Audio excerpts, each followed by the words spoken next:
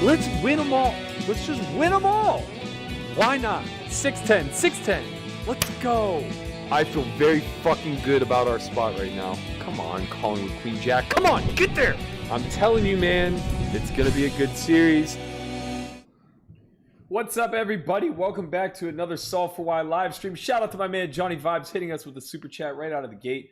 We're ready to rock, boys and girls. We got our internet fixed. We got our 3-bet shoes on. Coming right out of the gate firing. Let's go ahead and get into this WSOP bracelet event 777. Hit this under gunman with a 3-bet. With the ace of hearts, I think we can pretty comfortably do either here. I'm gonna like to check back. That's a really unfortunate turn, but that's why we check back. Gives us the availability to navigate these future streets. We obviously have a check back now. Queen River would be kind of okay. We'll live with whatever happens, though. We don't really beat much. We beat 8s, we beat 7s, 6s. I don't think we can go for value. This is a pretty unfortunate run out for us. We lose to a lot of 2-pair plus. So we're just going to knuckle down and hope we win sometimes. Beat Ace Jack, we beat Ace 10, but they can't call bets. All right. Good start, good start, good start. Conrad, your food's here. Conrad. It is pouring in PA right now. In Pittsburgh, to be specific. Yo, my man Bricks is back at the table. For those of you guys who don't remember, we got to play with him in the PKO. He is a special breed, we'll say. Really likes to rock and fire, so we're going to be getting after it today.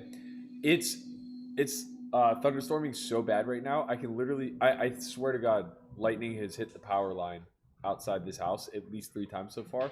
I've heard zaps, I've heard sizzles, I've seen the lights flicker. We got the internet up and popping. We got our upload speed from 0.25 all the way up to 12.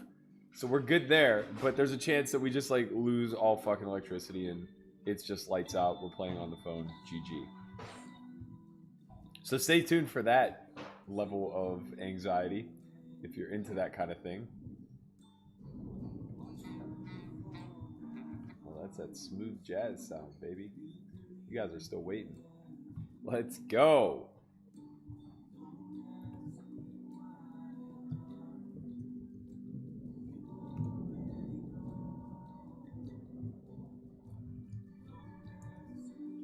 All right, so we are going to be playing the 777 bracelet event. I think there are 2 re-entries. Yeah, this is a 2x re-entry. You can see my position here in the lower right-hand corner. I have the payouts for you right here in the lower left-hand corner. Additionally, we are going to be playing a 30K guarantee PKO. My second ever PKO. I still don't know what the fuck I'm doing, but we're in there. $215 buy-in, 30K guarantee. We're going to see how that does. I'm expecting an overlay, to be honest. So we're going to see. Maybe not, though. Fingers crossed for WSOP that, well, whatever. I'll take some free money. You do want to see liquidity pools succeed, though, so can't root too hard against it.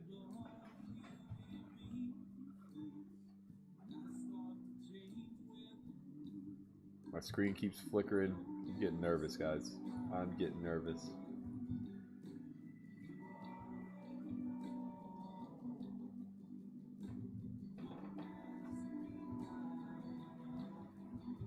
I did press go live, right? Yeah, okay, just making sure. Fuck.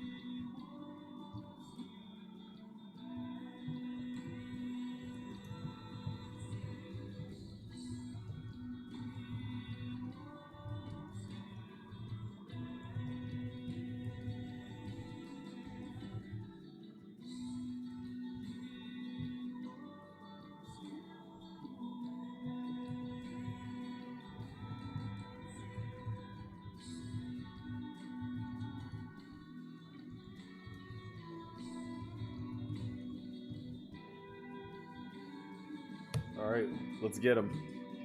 My man Bricks. Looks like he lost that pot he entered. Curious what he had. Okay, so he played a semi-big one with the old ace-5 off. Limped it under the gun. As is standard, really. Got ISO'd by 7s and then put in a lot of chips on 8-5-3. Alright.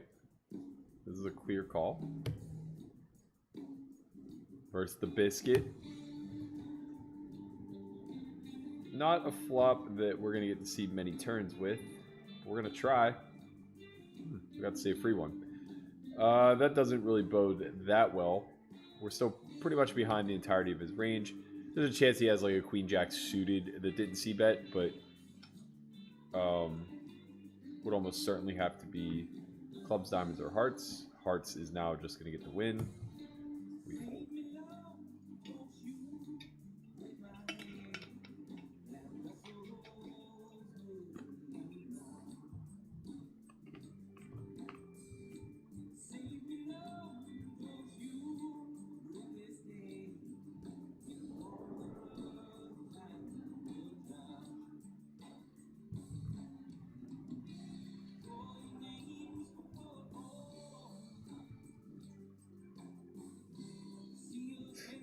I don't know what got into Eugene tonight, but let's fucking get it popping. Alright, Biscuit. I've had about enough of you. Obviously, just going to be forced to call again, because that's what our hand does. And we're just going to miss again, because that's what our hand does. God damn it. What is happening right now?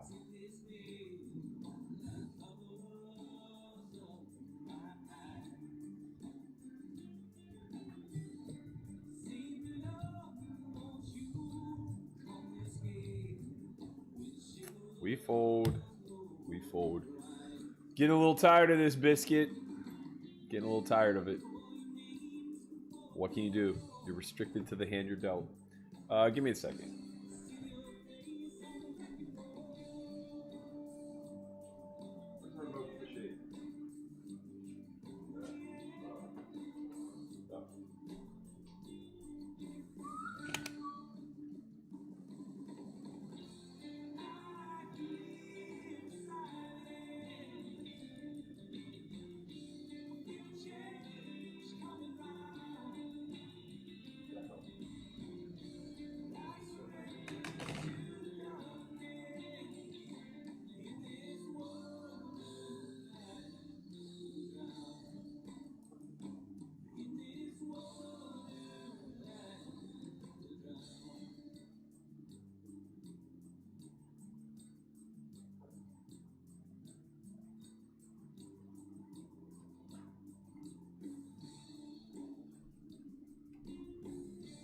Alright.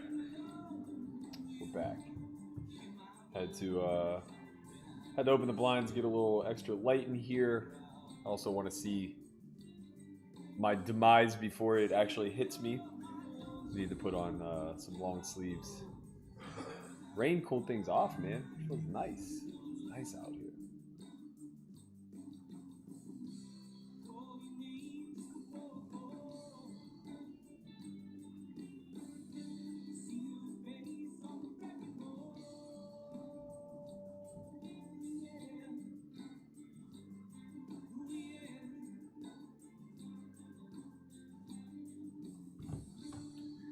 This hand could go either way. At a 2.8 open, we're probably just going to lead conservative and call. It's a good flop, guys. That's the type of flop you dream of. Facing small and having the backdoor flush draw, we're just going to lean call. Bottom pair pairing, we obviously get to bet out a lot, especially with the backdoor diamonds coming through. That's really tragic. I think we just go 3/4 and try to get called by like queens or worse. We do have a lot of busted diamond draws here. Ah! Oh, we had him right where we wanted him. We had him where we wanted him. He was going to pay an overbet on the river for sure. Oh, man, that's a really frustrating run out.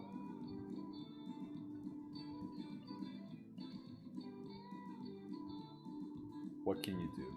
You just chop. That's what you do. You just chop. 100 years ago, it seems.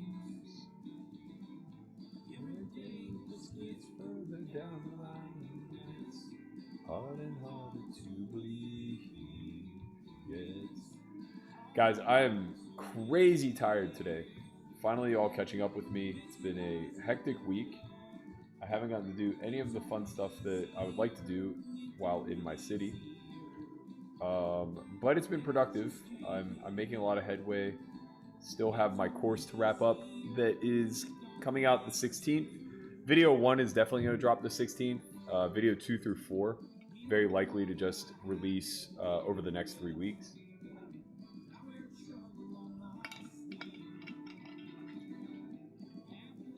Been playing a lot of cash on the side as well. Hasn't gone well. Down like 20k since we got here. Pretty brutal stuff. A lot of variants finally catching up with me. I got set over set twice in the last 2 sessions, as is to be expected. I am heading to Austin Friday the 20th for Palm Social's inaugural live stream. They got the setup all ready to rock. Big fan of Sam and the whole crew down there, so I wanted to go help promote it. Going to be playing 510 on Friday and 2550 on Saturday. I believe Lynn G is also going to be there. She's doing a meetup game on Friday, and I think she's playing in the high stakes game with us on Saturday. I'm sure it'll make a vlog or something of the like.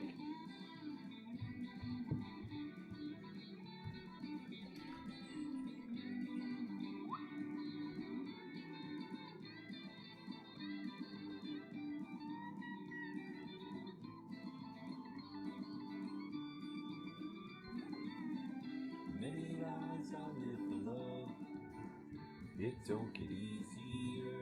It don't get easier.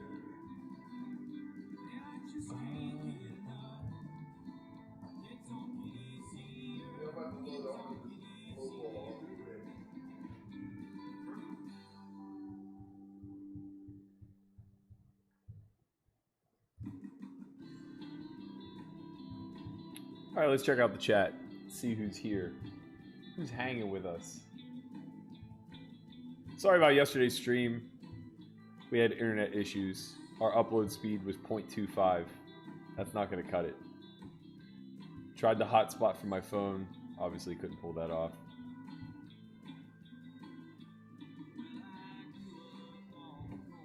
Cats Can Meow says, how do you deal with the physical intimidation at the poker table? Like somebody heavily implying they're packing heat and a gangster. You make friends with them. You make friends with them because when shit goes down, that's the kind of guy you want to have on your side. And sometimes shit goes down, you know? People are harmless for the most part.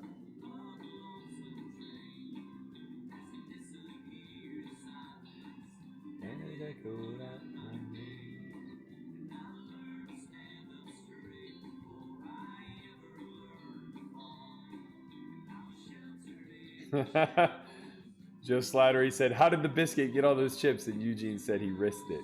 You gotta risk it to get the biscuit. Let's go. Justin Rayfield said, King 9 a fold. Love to see you gamble sometimes. Hell, I call there too. It's not a fold. I promise you it's not a fold. Okay, I've had enough of the biscuit. But this time we're in position. Alright, we're just gonna call again. Because it's the correct thing to do. Which is super annoying. I just want to get out of line. I just want to get out of line. We have a clear float here with the ace of clubs. Okay, we have a clear double float now with a gut shot to the nuts.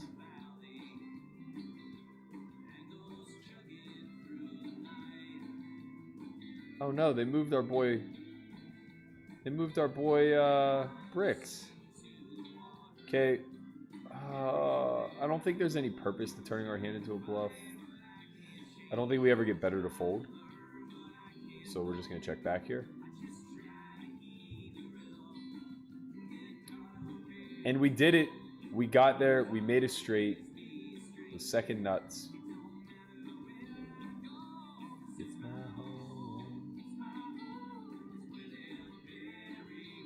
We don't have a lot of bluffs through this line. King 10, King 9 suited, some Queen X will be our bluffs. I actually think we go relatively small here. 50% seems fine. I think we could even go smaller, like 40%. We want to be able to bet 2 pair here for value. We also don't have a ton of bluffs, like Ace 10, Ace 9, King 10. Basically, we need to find high card hands and determine that they're worthy of bluffing, or we need to reach for like small pocket pairs, so like deuces, 4s, 5s, some Ace 3 suited maybe. Although you'd much prefer to have a king. It's hard to find a king block or a king bluff at this point though. King 8 makes sense. Like King 8 suited we would have, King 9 suited we would have. But again, we would have to be turning a pair into a bluff, which might just be winning.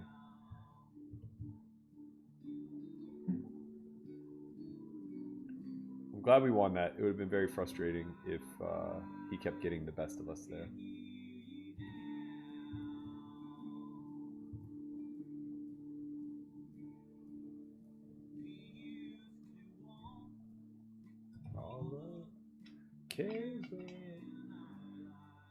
Justin, I'm not sure how you arrived at King 9 suited being a fold there versus a 3-bet, but you should check your charts.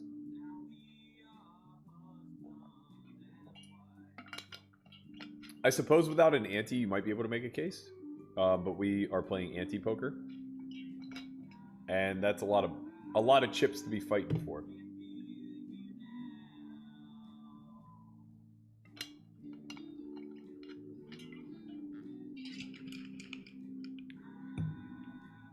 All right, let's get caffeinated. What do you say? What do you say, team? Let's get this light where it belongs, maybe. Bum, bum, bum, bum. When you lie.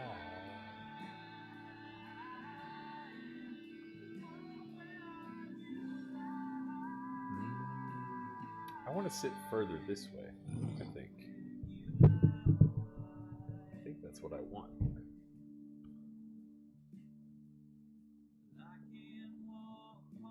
There we go.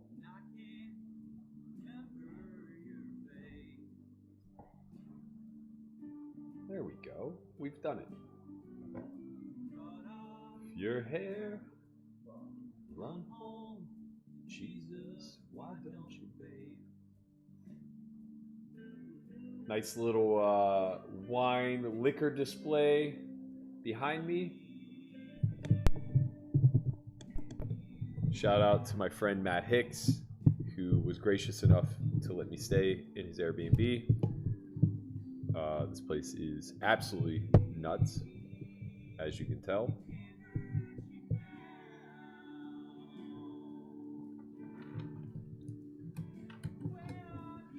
It also is on Pittsburgh's North Shore, which is like walking distance to the stadiums. So I'm going to be hitting up a Pirate game Sunday afternoon. Really excited for that. Got 8 tickets. Shout out to my man, let me get his name in case he's watching. My man Jake from the Berg hit me up, said, yo, I got free Pirate tickets any day you want. Just let me know. I said, yeah, that'd be great. I'm going to check out the afternoon game Sunday. He sent me 8 free tickets. Never met the guy. He's the fucking best. How does this happen? How does this happen? I'm a lucky fellow. That's what it comes down to.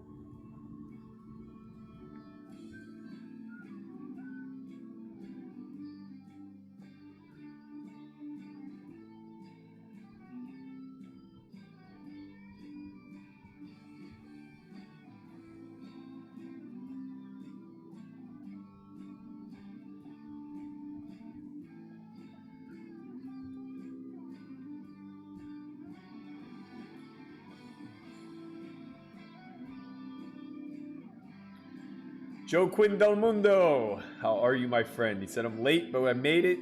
Hashtag Alpha Rex. What's good? How many rebuys does this event allow? You can see that actually up here. Oh, no, you can't. It's blocked out. The answer is 2. Sorry about that. I didn't realize that we cropped it out. You can have up to 2 re-entries. We are on our first bullet. So luckily, we don't have to sweat that just yet.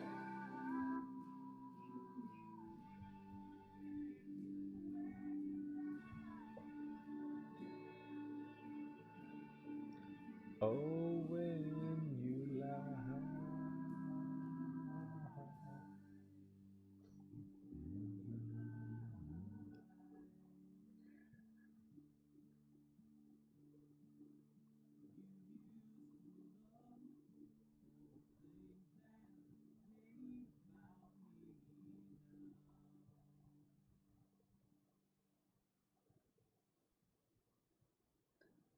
Okay, this is a squeeze at this depth. I'm going to take it up to level 12.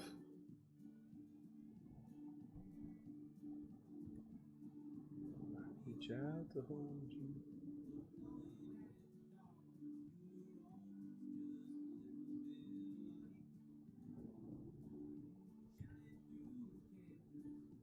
Bringing me sea scars, you'll all be just a little bit alive. And we win.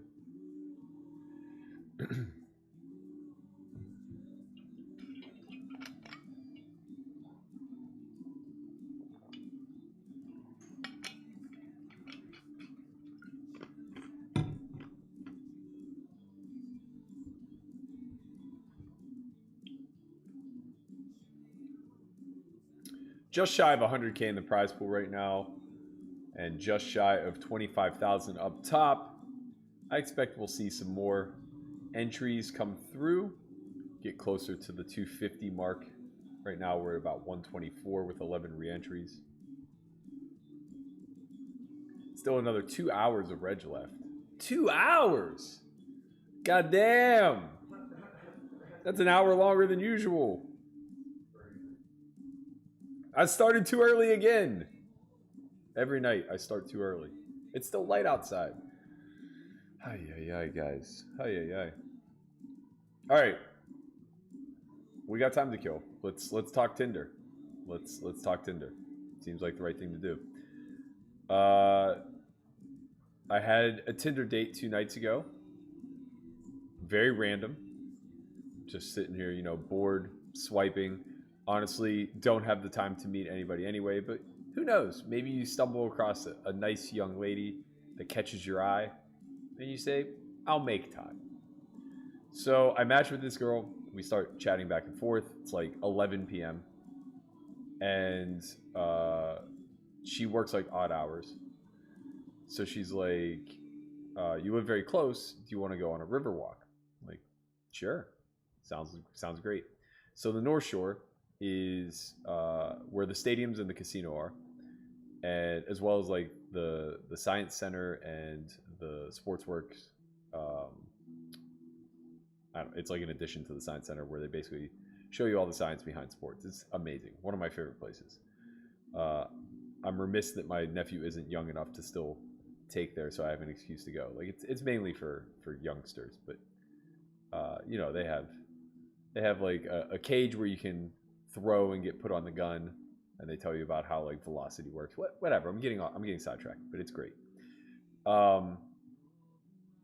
So, you know, in a normal city, any human would be sketched out by this, but more specifically like a girl. Like she's meeting a stranger on a dark bike path near the river, but not Pittsburgh. This isn't how Pittsburgh operates. There are good people here. And I got to tell you, this was the first time that I had been on the North Shore like later at night, because usually I'm only here for sports games or whatever. Unbelievable. This used to be like such a seedy area. Like you didn't really want to like not just get in your car and leave after games. Or maybe I was just a kid and I didn't know any better, and that was like what I was warned to do. But yeah, like my teenage years or whatever, like if you came down to a game, you like went to the game, hung out in the stadium, and then got the fuck out of town ASAP because like the north side wasn't all that great. But it's been super gentrified since like Google and Uber and all these tech businesses have moved in due to the presence of Carnegie Mellon and like what they're doing in robotics and whatnot. So we go and there's like this bike path that follows the riverway. And I have to tell you, man, like I almost forgot that she was there. I was just so taken aback at how incredible this city's skyline is. Just like the Clemente Bridge all lit up with Mellon Bank lights behind it and PNC like right off to the side. Just looked incredible. So I'm sitting there like she's like telling me about herself or whatever, and I'm like taking pictures of the skyline like a tourist, as if I didn't like grow up here. I just like completely fell in love with the city all over again. Remembered why I absolutely adore this place so much. And then it dawns on me, it's like it's midnight and I'm like walking this path with a girl that I just met, and nobody is afraid of anything. Nobody's like sketched out.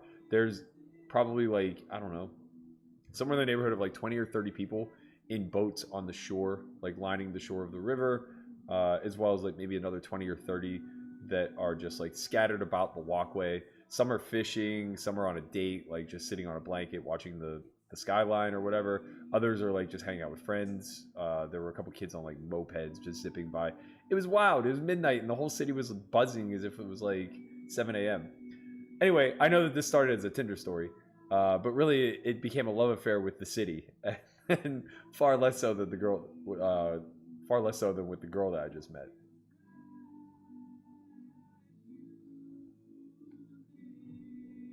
So in short order, I'm moving here. I'm not moving here. I can't move here, but I wish I had never left.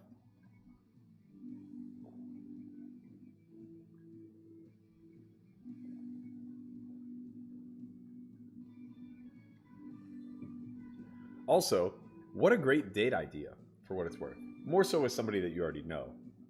Not a bad first date, to be honest. You just like walk and see the sights, and it gives you an opportunity to talk. But definitely a much better first date with somebody that you give a shit about.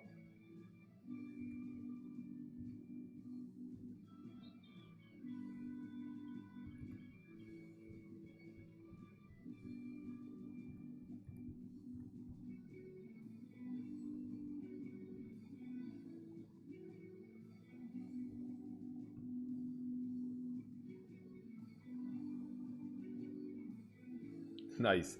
Dylan Out Loud says, I just want the record to show that I've had this username for over 10 years. I love the Poker Out Loud series, Burke. Can't wait for the next season. We are actually filming that shortly, August 24th, 5th, and 26th. We'll be filming new seasons. 24th, 25th will be for the subscription site. 26th will be for YouTube. So you guys are going to get another vlogger / influencer season to watch.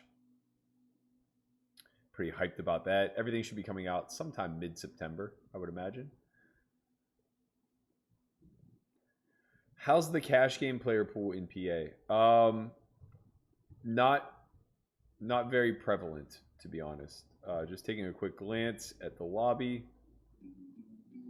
There are 25 cent, 50 cent is the deepest player pool with 13 people and 4 tables. Next is 50 cent, $1. So those stakes, they have some volume there. It's like 9 players in the pool, or give or take, and you can play like 4 tables of each.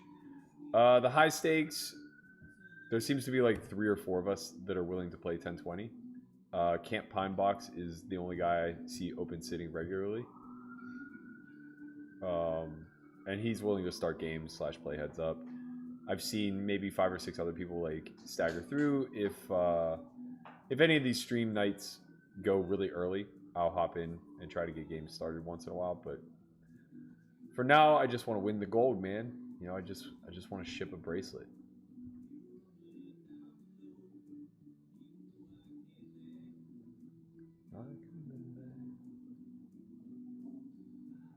Check says Mate, I married my Tinder date and I could not be happier. That's a rare occurrence, man. Congratulations for you. Glad you guys found each other.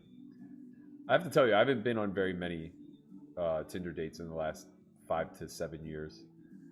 It's never really a great experience in my opinion. Okay. I think we have to make a pretty conservative fold here.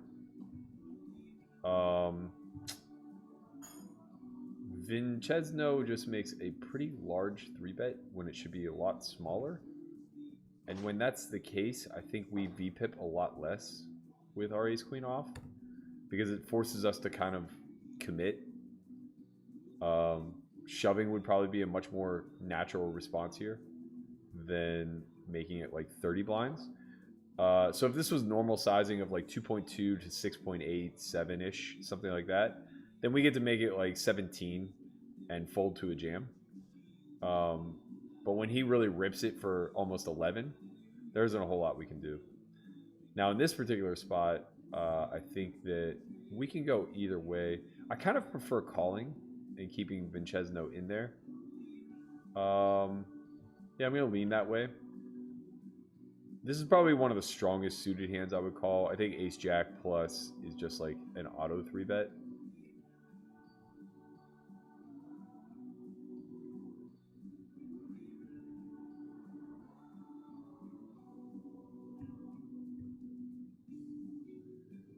Fascinating. This is kind of the problem with calling semi-heavy.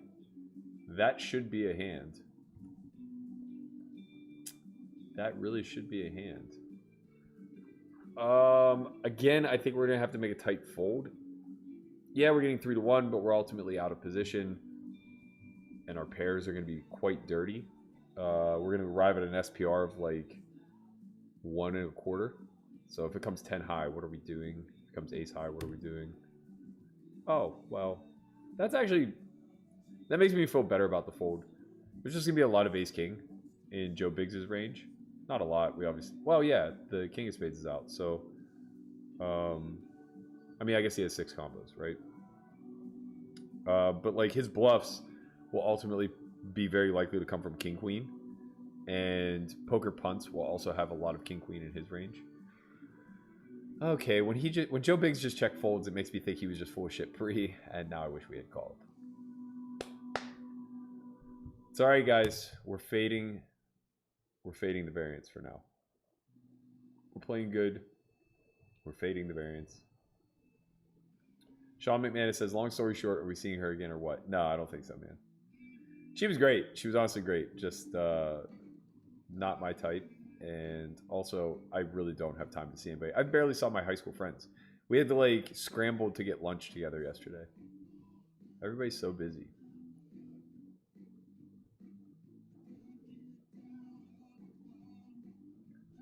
No, I was a member.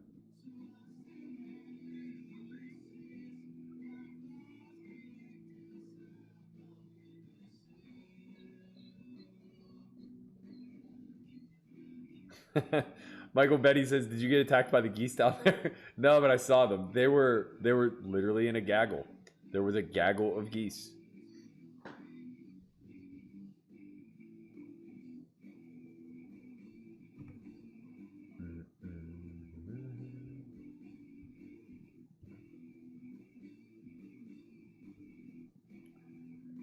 I like our ace-queen fold so much more after seeing all this passive play out of Vincenzo. Alright, we're just going to play along.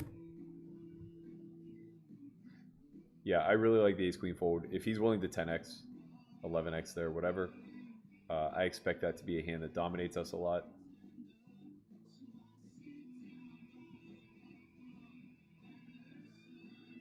What up, Chris Perkins? My man Moo. He says the cash game lobby on Stars is much bigger. It's fair. I'll have to peep it one of these days. So there are 3, 5, 10 games on Poker Stars right now. That makes sense. First to market, first mover's advantage. People get used to what they get used to. Malakaboo, what's good? Say good luck tonight, Berk. Thank you so much.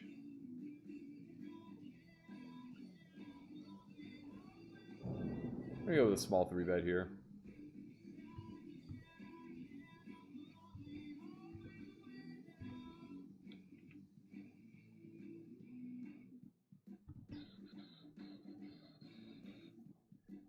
These are the most depressing flops whenever you 3-bet a suited connector. They're just like so frustrating. But with position on an ace-high board, we just win these pots. A very unfair share. And on certain runouts, we do kind of get to empty the clip.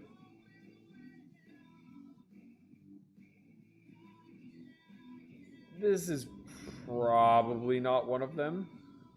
A lot of showdown value in this range. I think we just have to wave the white flag now.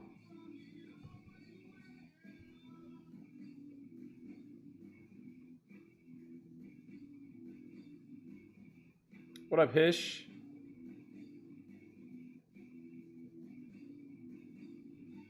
We should be facing a bet. Jesus. There's almost no hand in this range that should check, except maybe, I guess, 8s, 7s, 6s, 5s. 6s and 5s we block.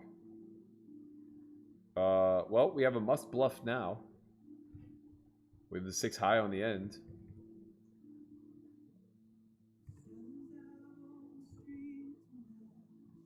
This might be a little bit big.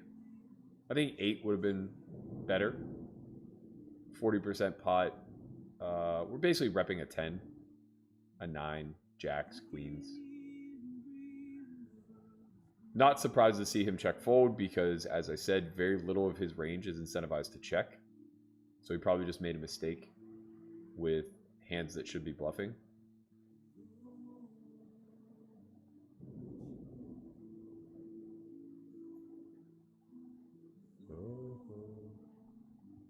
What she knows.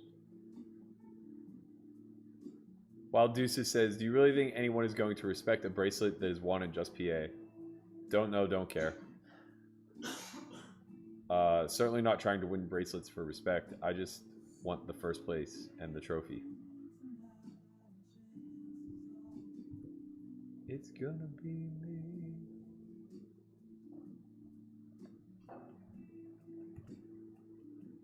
Oh no, the pink guy's back.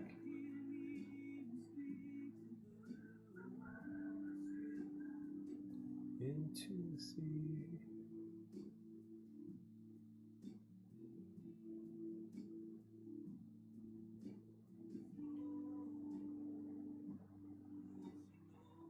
All right, all right, all right. Cruising.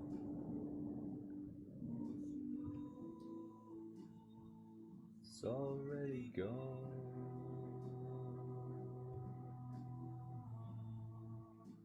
Alkabu says, Hish, the poker room I play at now uses your cards. I like them a lot. I think you're confusing Hish with Tom Wheaton, owner of Fade and Spade. Hish is a banker. He's a financier of sorts.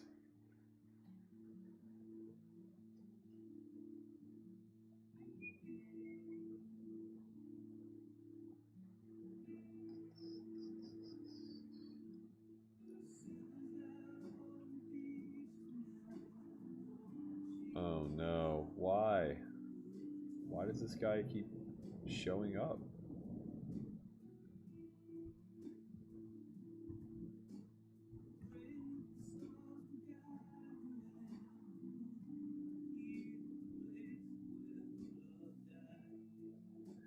Nice work, Hish.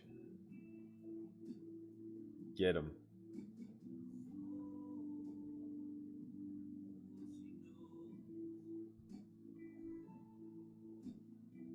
Why do people come and spam in the chat? It's so silly. What's the point?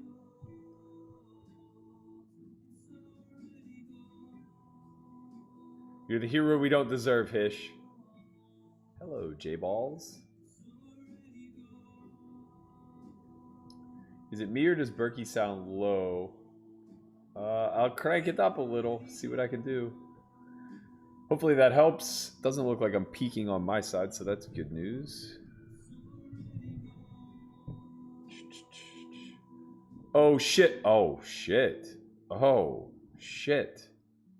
What just happened? Why do we have to make all these tough laydowns? What the fuck is going on? All right, I mean, we fold. We just have to fold. Yes! Yes! Fuck that guy. God, that was going to be our chips. Just a 26 big blind punt.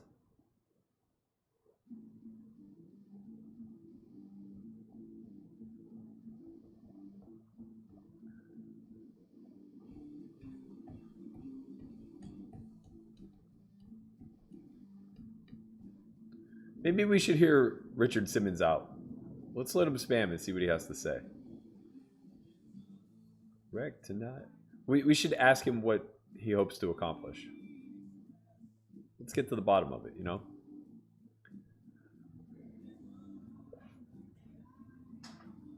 Come on.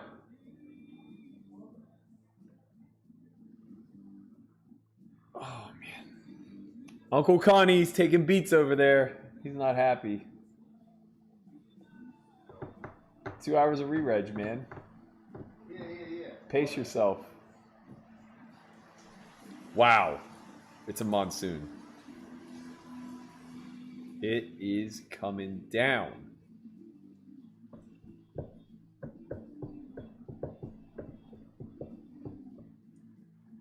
Daniel Klunk says, do you got the Eagles versus the Steelers on in the background? I do not. I hate with a passion preseason football.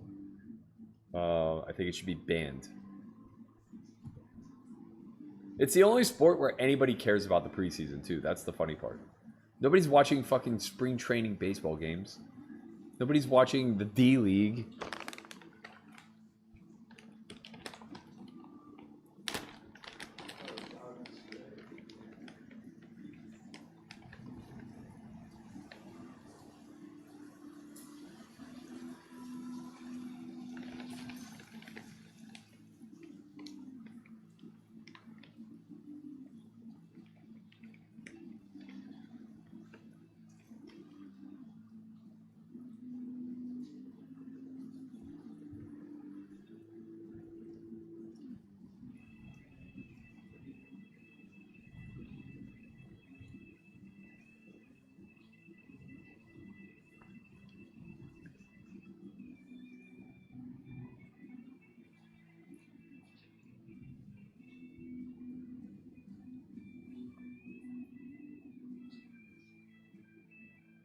Oh, wow. Shady. He came in with a name almost identical to, well, it is identical to one of the chat members. Brutal.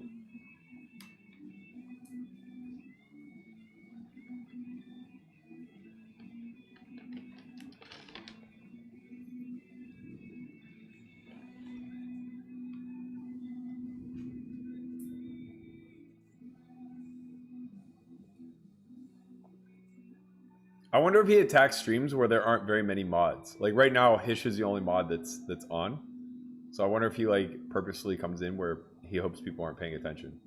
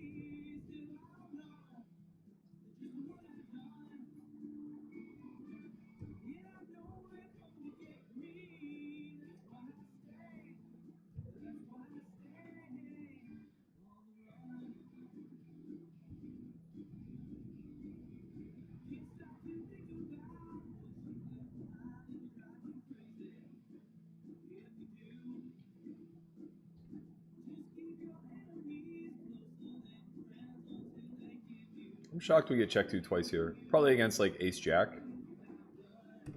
I think queen jack just bets.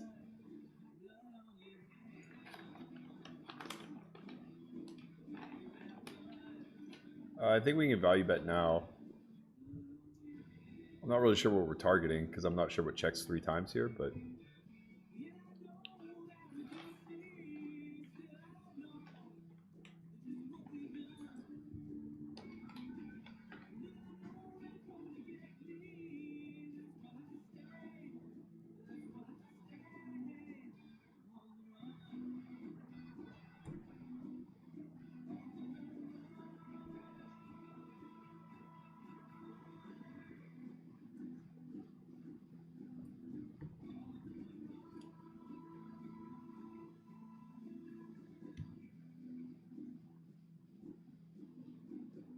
uh-oh.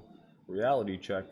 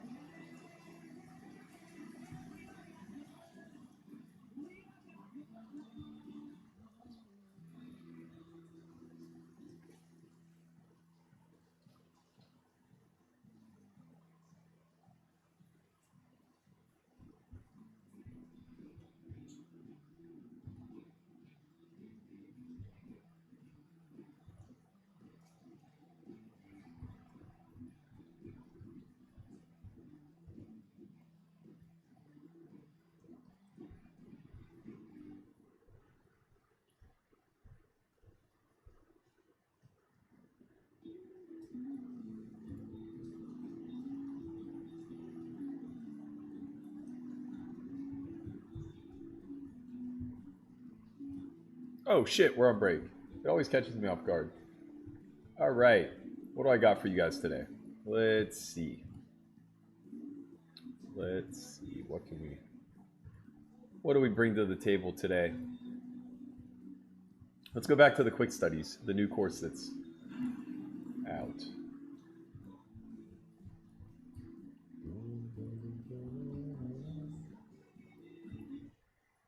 All right, enjoy. When considering how to play your hand, the texture of the flop is just as important as your actual hole cards. The EV of your hand, even if it's the same absolute hand strength, changes wildly based on the board texture. For example, ace-jack is the same top pair, top kicker on both of these boards. However, its EV, or how much money it actually stands to make, will drastically vary from board to board. On the Jack 6-2 flop, a hand like ace-jack is very likely to remain a strong hand in showdown, almost no matter what the turn and river bring. Conversely, on 9-10 jack, ace-jack could end up being very weak by the river. It's much easier for the board to run out 4 to a straight or a flush, making one pair shrivel up rapidly.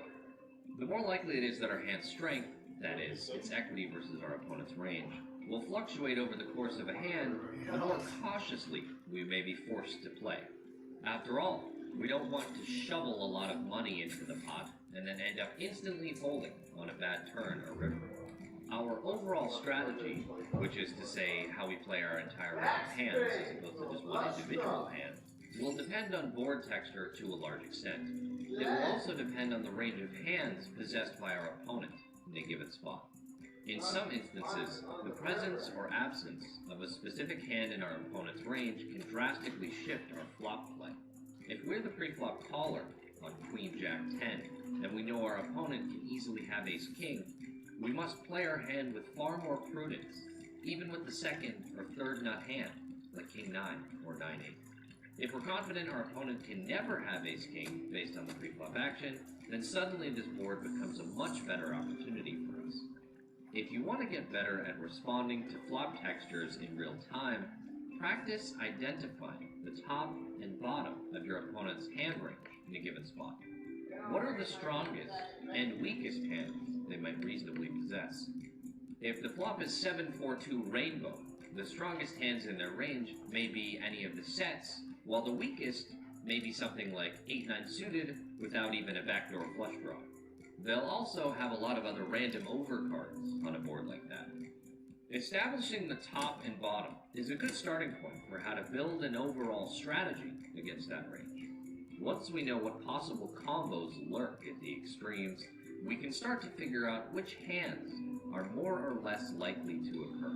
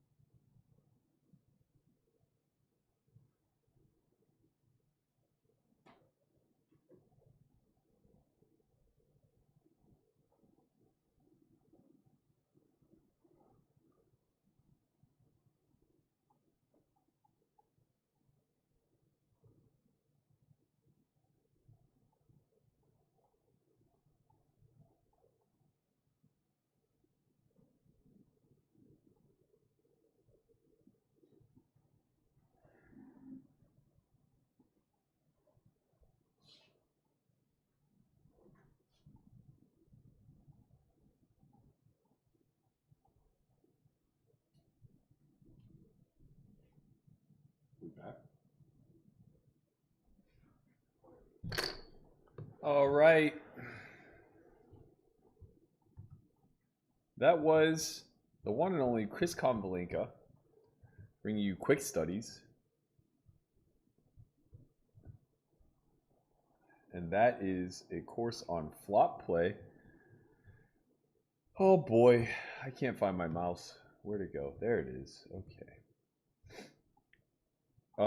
If you guys enjoy quick studies, the entire curriculum is free at Solve4Y TV, utilizing the free roll access pass. So help yourself, enjoy it. If you want to check out all of what we have at Solve4Y TV, we are currently giving away 1 month for free. Just use the sign up code FREEMONTHAUG whenever you go to register, and you will get 30 days without burden of payment to the sub site. And additionally, you can cancel anytime, no obligation. You could even cancel immediately. It's up to you. Give her a shot. Check out Poker Out Loud. Check out season 5. The finale just happened. You can check out, what else do we have going on? You can check out On Second Thought, the sister show to Poker Out Loud, one of my favorites. We basically go through and we find spots where we compare the in-game thoughts to solver analysis and see just how close or how far away we actually were in real time. It's pretty fun.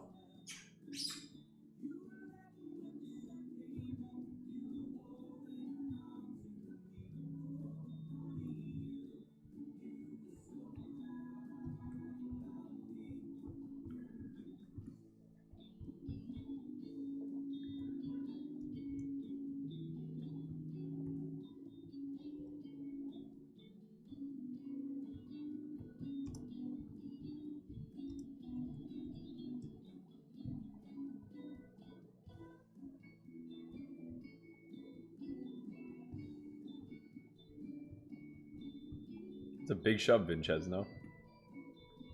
You got it, man. You got it. You want it that bad? You got it. Take it. Just take it. Okay?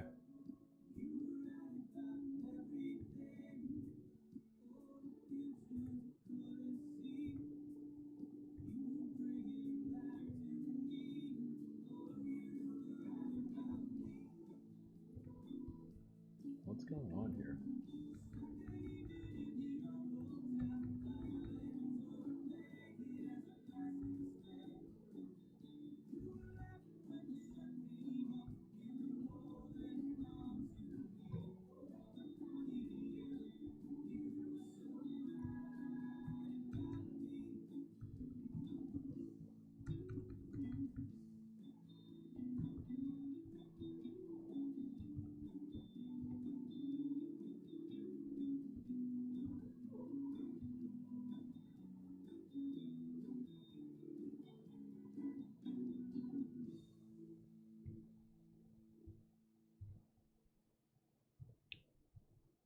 I don't know how that got screwed up, but glad we fixed it.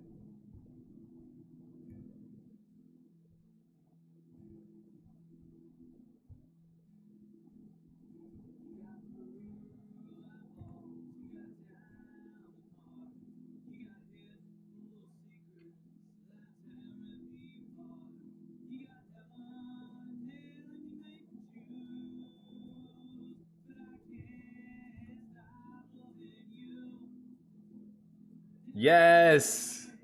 I love to see it. LTS says, after doing homeschool last year, I returned to playing with my buddies who all worship Upswing, and I absolutely torched them for the past 18 months. They could not believe that you could be a better teacher than Polk. I love to hear it. What up, Jamin? What's good, man?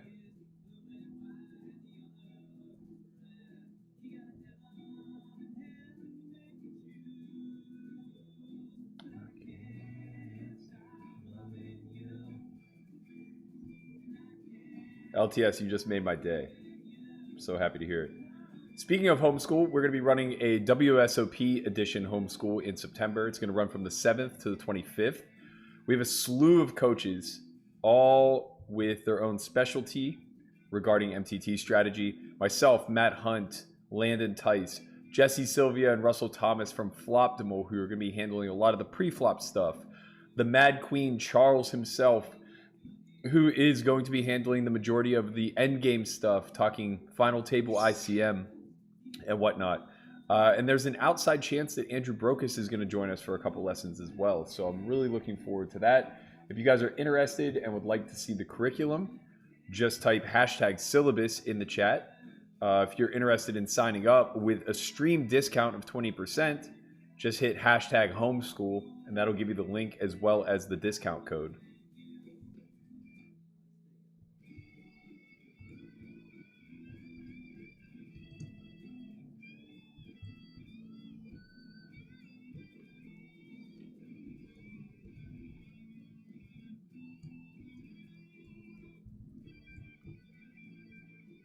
We'll just have a clear call here.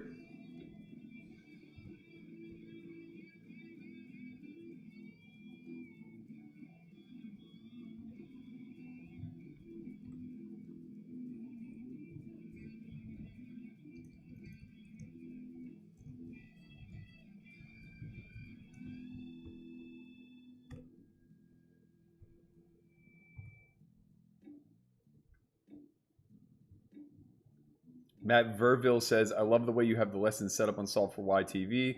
Thank you so much. I appreciate that, man. I'm happy that it's proving of some service to you. Dennis Bell says, love your streams, Berkey. I've gone from a nit average tournament player to an above average balance player. Best part is I get to play many more hands now, which is more fun, and cashing is fun as well.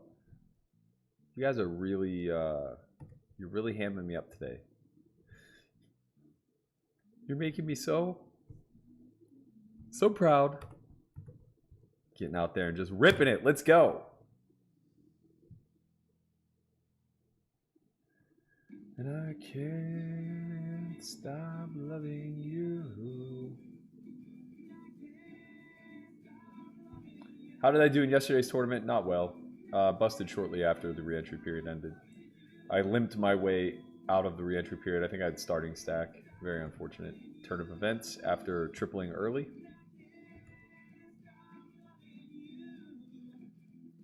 And I can't stop loving you.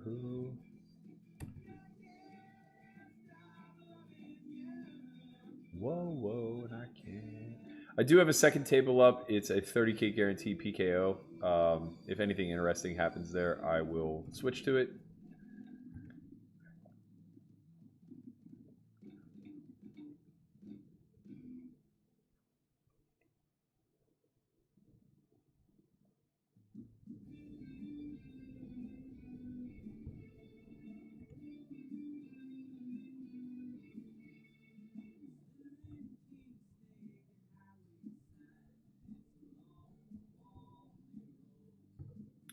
Todd Spangler says, what's the bottom of your calling range there, Burke? It was 5 minutes ago, so I'm not sure what spot you're referring to.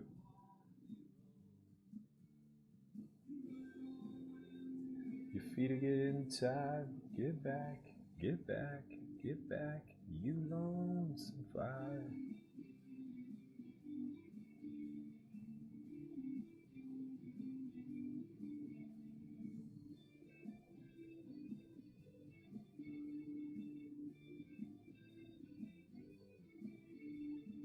Never get nervous, you never get lost.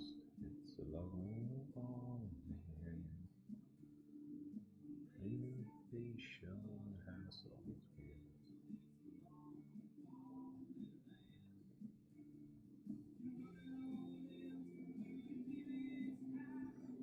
pardon me. I'm gonna need a drink.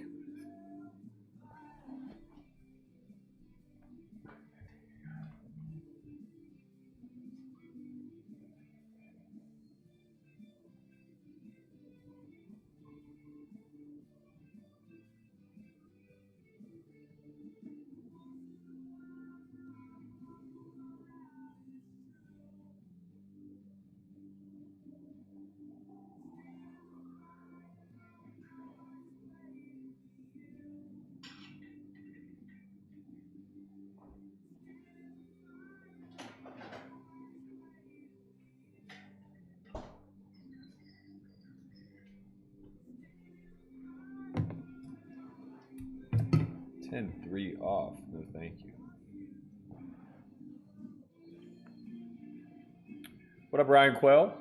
He said, where are you staying? Fellow Pittsburgher here, Cranberry Township and Bellevue. DRI Rel K on WSOP PA was just at your table but got moved. Good luck. Good luck to you too, man. I'm staying in the North Shore. Just hanging out amongst my peeps. What up, Joe? How are you doing? Things have been good in the Berg. A lot of rain. Lot of rain. But good otherwise.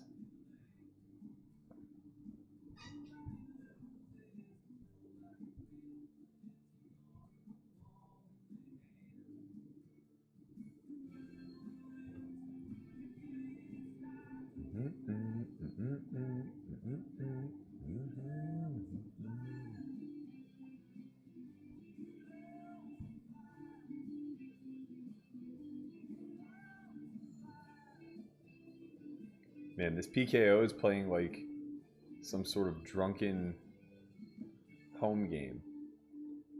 Limp under the gun. I ISO with 9-10 of diamonds to 3x. Get it called. Cut off, then makes it 14. Button, cold calls. The big blind's in the tank. What is going on here? Don't worry, I'm playing good today, so I'm going to fold. Wow, the under the gun limper cold calls. Oh my gosh. I fold. I fold. Look at this. Look at this silliness. Limp, raise, call, squeeze, cold call, cold call. Our hand dies. It just dies. It's dead. Actually, let's see how this shakes out. For entertainment value.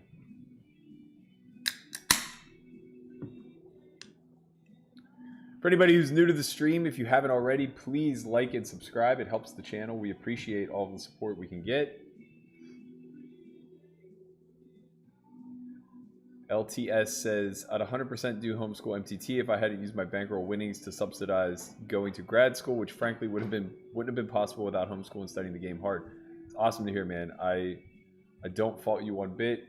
By no stretch of the imagination do I think that you should be piling money in on poker investments, especially if you're still in school.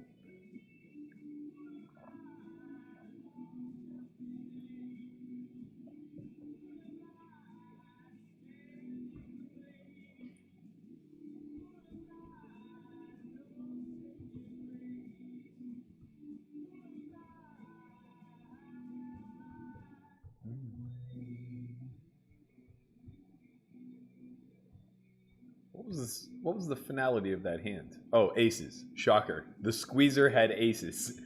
The under the gun limper had ace jack off. He gone now. He gone.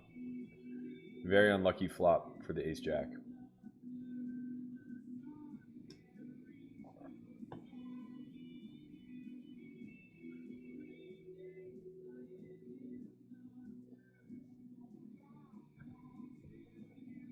LA Fish says, Matt, does Pittsburgh finish second or third in the division? I actually have very strong hopes that they are going to win the division. I think at the end of the day, the Browns are just still the fucking Browns. And finding cohesiveness in that team is not an easy thing to have happen. If Ben gets hot and the offensive line gels, I think the Steelers are going to be a force, man. I also think there's a good chance that both Baltimore and Pittsburgh miss the playoffs. They have the second hardest and hardest schedules, respectively, in all of the NFL, according to last year's standings. So that doesn't really bode well for either team. Cleveland obviously has a much softer path. Very much could see them winning the division, though, again, I just think the Browns can't help but being the Browns. Not the best run out for us. Queen 10 got there. 9-10 got there. Oh, facing full pot. Jesus. Our hand's under wrapped, which is nice, but it really doesn't matter when you don't beat anything. I mean, the thing is like this bet size isn't very incentivized. He doesn't have a ton of bluffs, so really he just has a spectrum of value, and you want to be able to bet like a hand as weak as ace 10 here, or 7-8 suited, something like that. But in any event, it's too much pressure for our hand, so we're going to fold.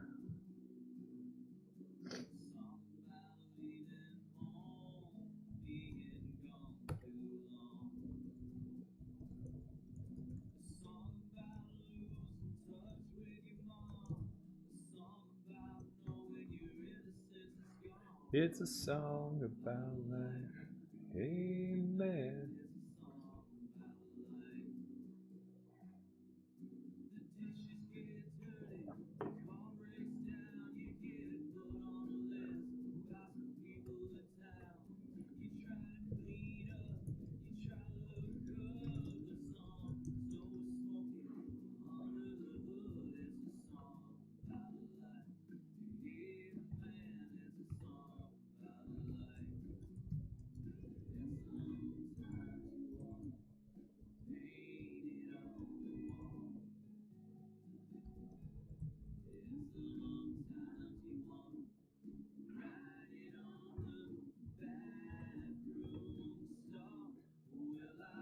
Lost my faith in God.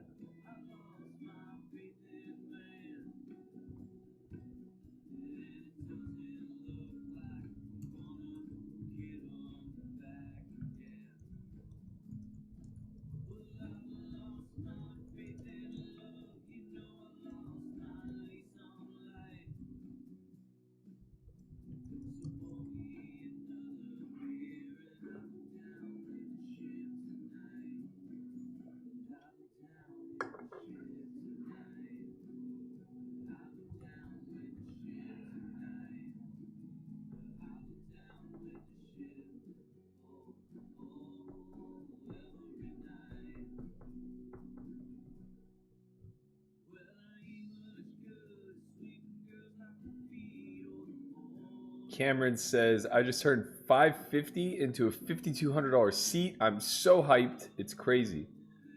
Congrats, man. What did you win? Is this a GG event, I'm guessing?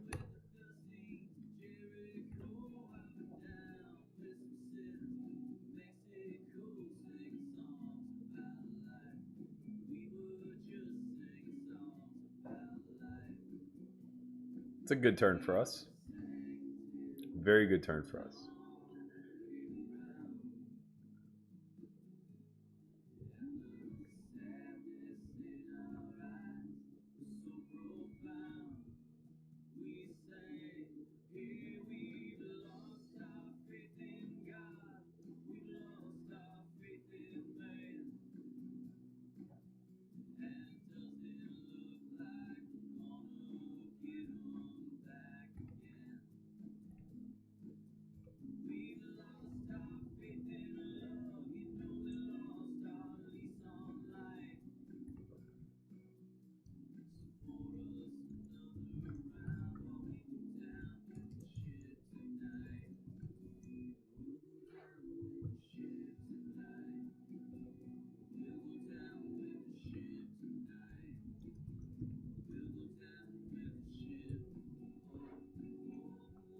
Every night.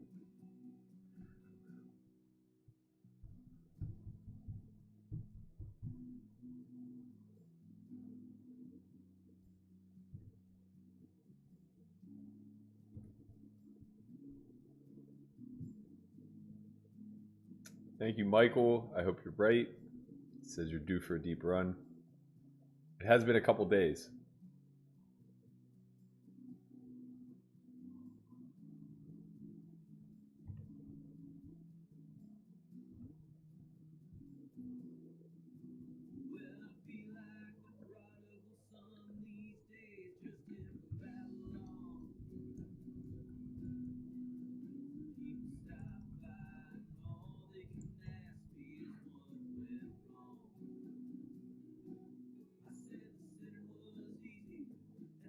Cooler. They were honest with me.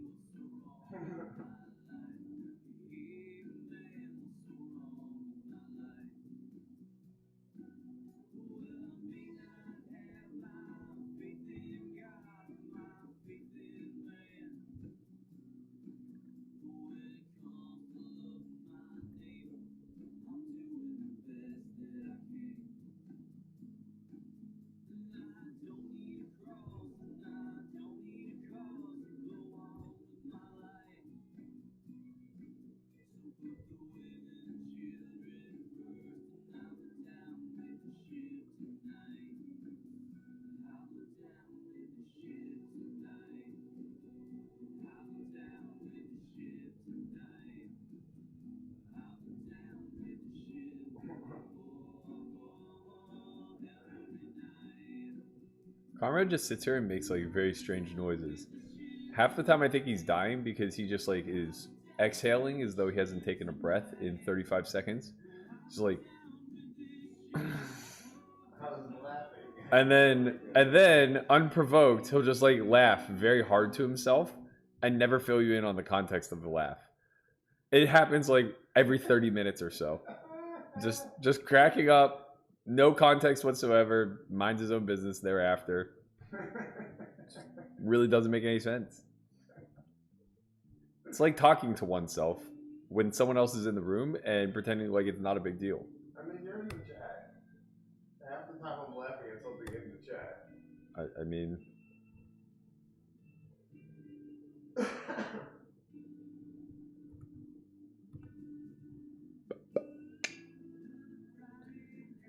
It's a Friday the 5th and I'm feeling alone.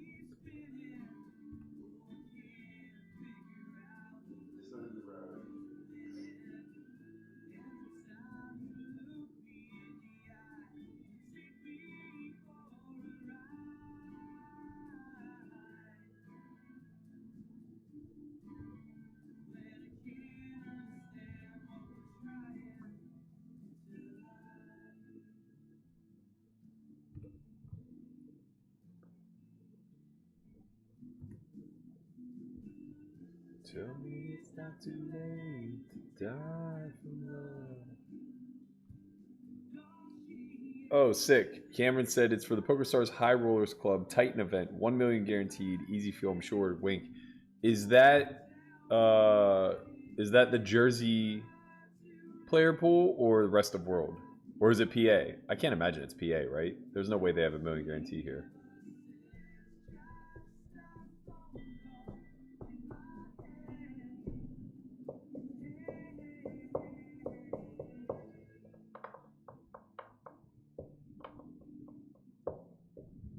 Man, I want to drink caffeine, but I also want to go to bed at a reasonable hour if I don't win this tournament.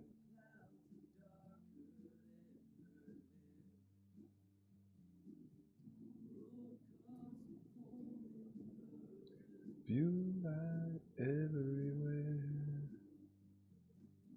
She is the revolution. She is the train.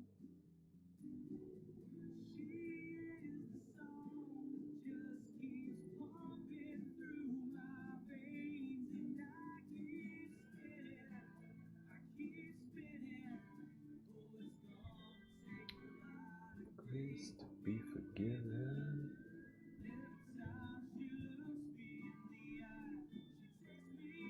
I said I don't know how to play PKOs, but it's very clear by this field that nobody else does either. I mean, there is just chips fucking flying, man.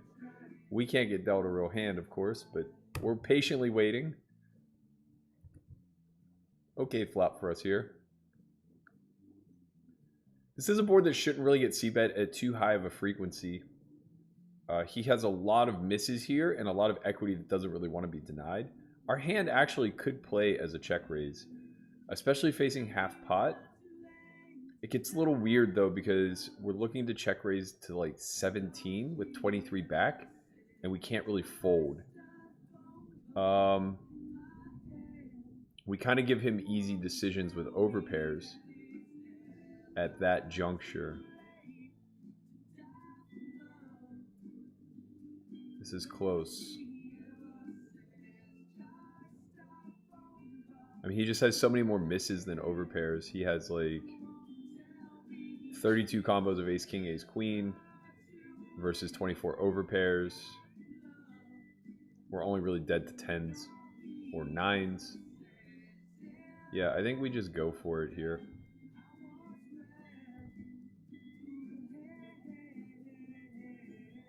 He just has like no jack 9. We have it in full. We obviously call off. Oh, baby. Heart. Let's go. Sometimes they just punt. That's why check raising there is so critical, even though we have one of our lower EV hands. You wouldn't really want to do that, I don't think, versus a talented player, but a talented player just doesn't c-bet there very often, right? They're minding their c-bet range there very, very critically.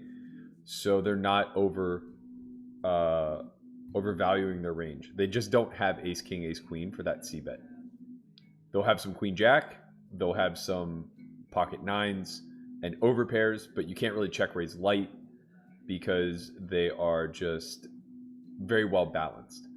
But the second you start facing c-bets from like 9x like that, now all of a sudden your hand is printing by just playing an all-in pot. And it's very likely that we'll just face like a lot of spade draws there that stack off, which we're basically flipping against, depending on what the spade draw is. Be your little joke. Kind of a wonky hand. Really just a line you take against people who aren't very good.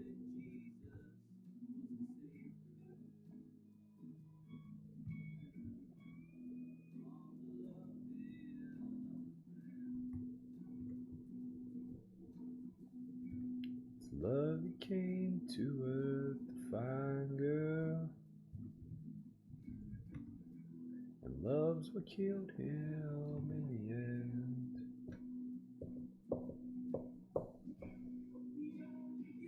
John Borger says, good luck, man. I'm in the 400 PKO tomorrow. See you there. Glad to see you came back to PA for the first bracelet series. Thanks, man. It's great to be back. I'm really enjoying myself. Nobody out there picking up pieces. faces, girl. Just a lonely boy upon the stage singing. How long am I home for? I'm here till Tuesday morning, assuming that the 1K goes well on Sunday. If not, then I leave Monday morning.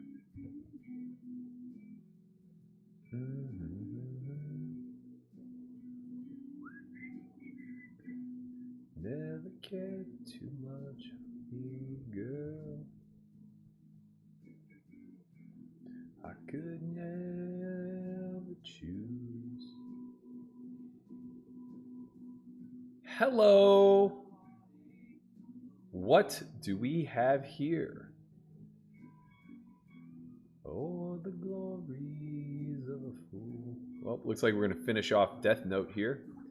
She just was lucky enough to earn a double. Hopefully one of these two finds a call off hand here too. Nope. Very unlucky, Death Note. Very unlucky. Shouldn't have 3-bet that ace-9. We don't do that around here. We don't do that around these parts.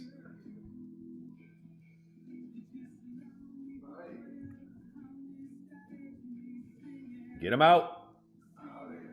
Get him out of here. Singing the blues.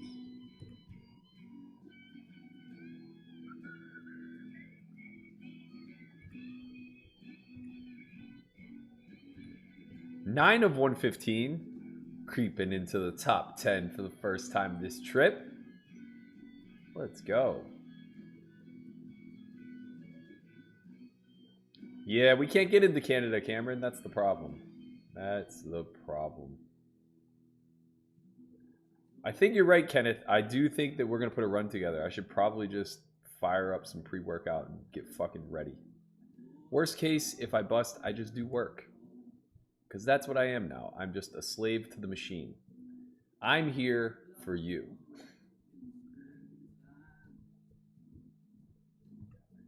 You know it burns to ashes in the fall. You only get one chance to live again.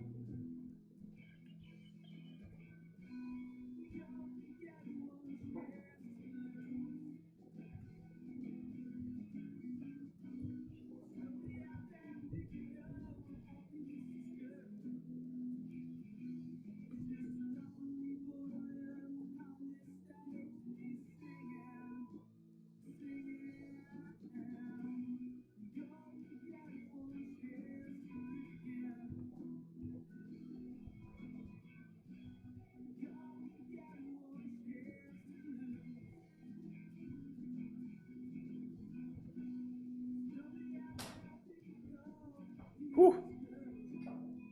The daddies, the cowboys, we are card racking right now. And I'm not sorry. Some of these names are funny, man. Bum, bum, bum. Do you think Steak Spot misspelled his name on accident or on purpose? By accident or on purpose? Apparently that's a Pittsburgh thing too. We say on accident.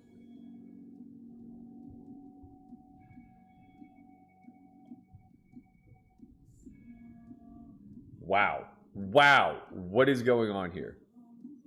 What is going on here? Do we get greedy and just call? For you, my love. I think we get greedy and just call. I think if we shove, we kind of turn our hands face up. And yeah, ace, king, and queens probably don't fold. But, you know, sometimes SDD Dave just rips it here with like ace, king, ace, queen. He has to call off with like queens or jacks, and we just snap.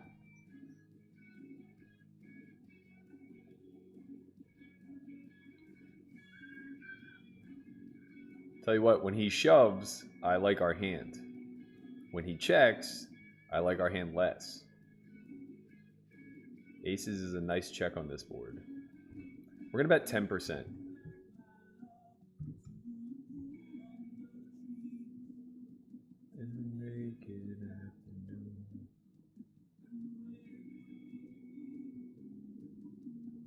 come back, my love.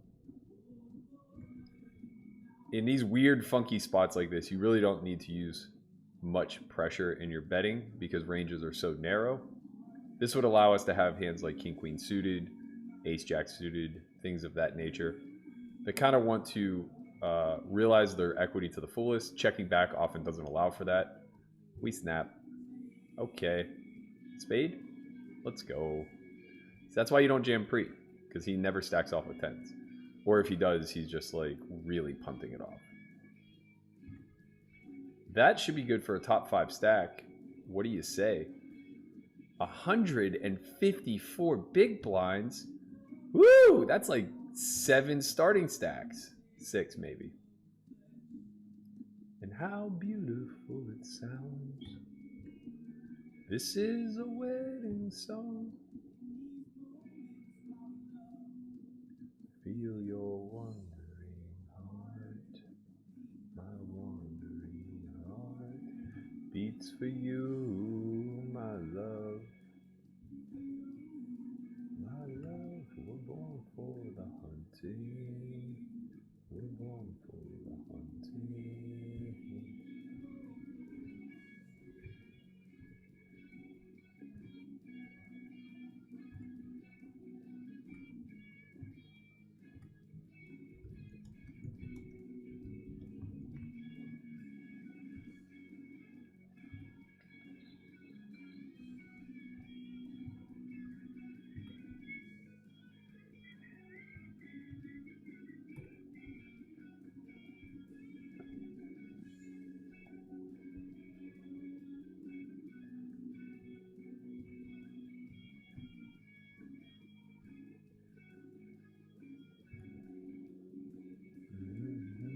Three of 118. We're rolling, baby. We are rolling. This is a wedding song. Man, I should have went and saw Leroy while I was home. They play in Buffalo. It's about a 3.5 hour drive from here.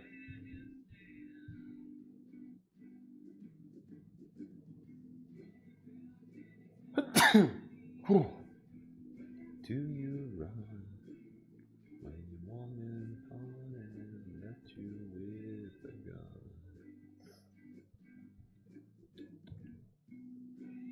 Your head, little girl, and cry so loud, 'cause you're giving your man nothing but blues to sing.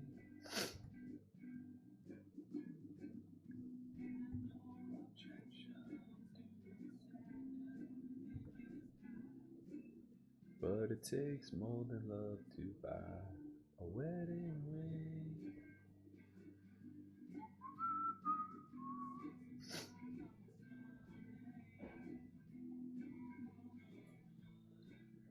Little Lucy, dry your eyes, let's have some fun.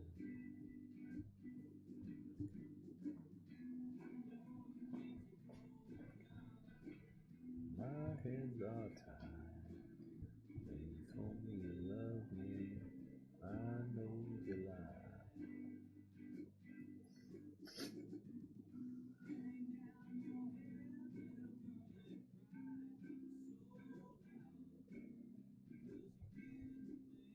This is a call.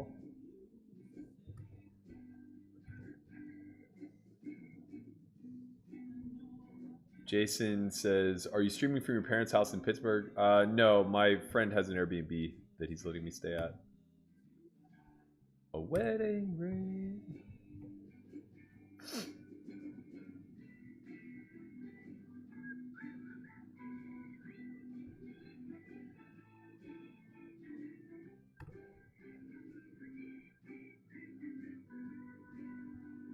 Hi, hi, hi. Do do do do do do do do do.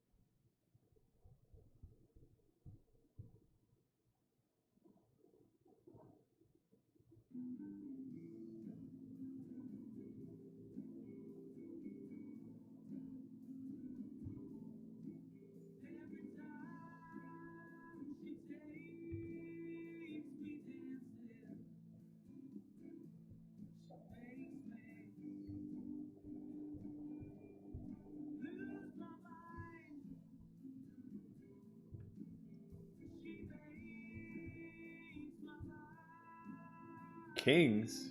That's a good hand. Wow, this has to be the chip leader.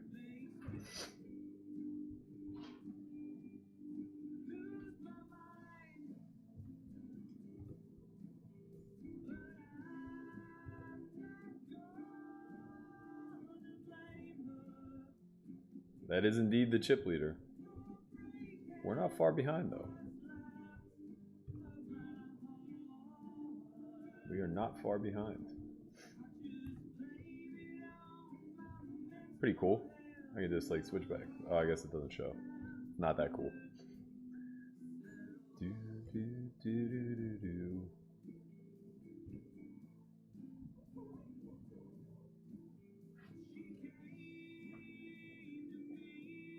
Oh. Oh.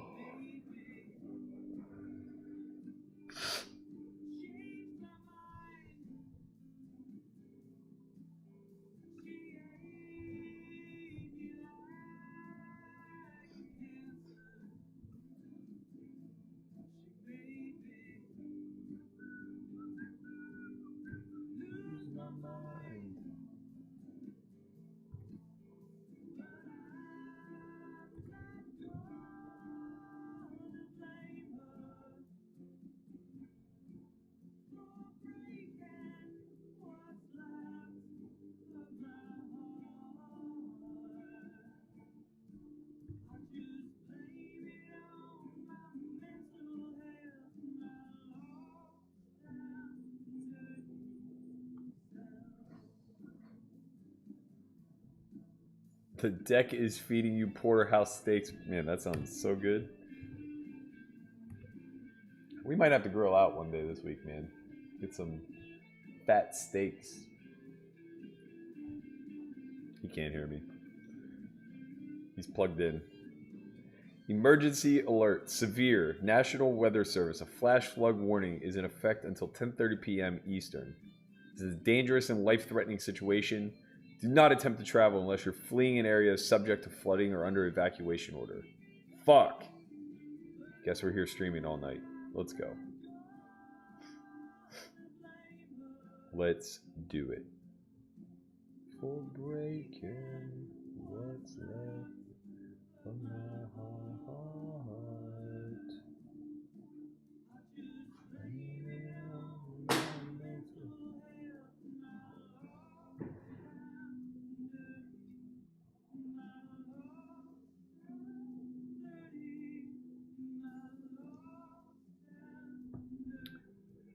Self.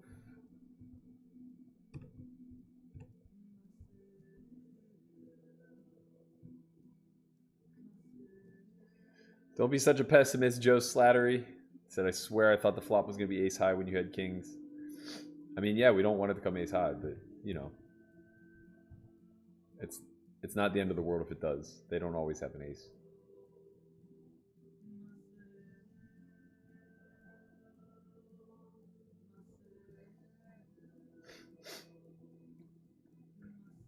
For what it's worth, in later stages of the tournament, I would have just 5-bet shoved the kings.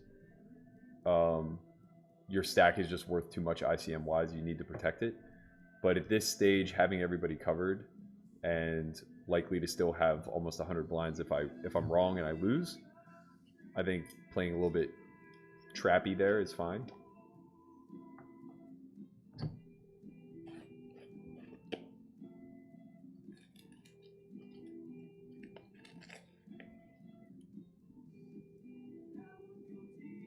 It's funny because I think that the perception is I have a bunch of hands when I cold call there, but I probably only have exactly jacks, queens, and kings.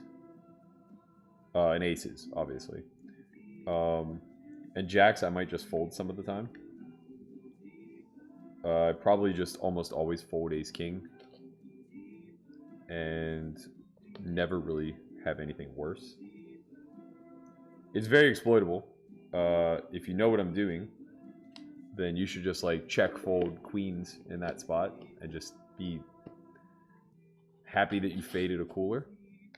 But most people just give the benefit of the doubt that the cold caller is bad enough to have more hands than they actually do.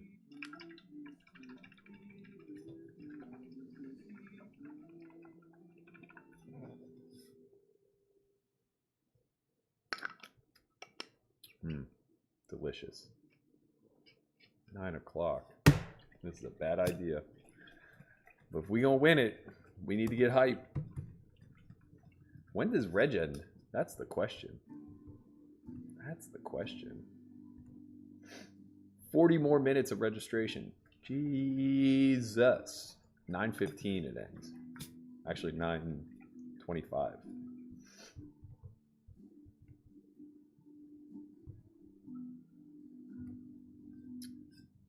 Donald Moran says, all the way from Ireland, here supporting you. What's up, my man? Are you related to Ian Moran, the Pittsburgh Pirate? He's also Irish.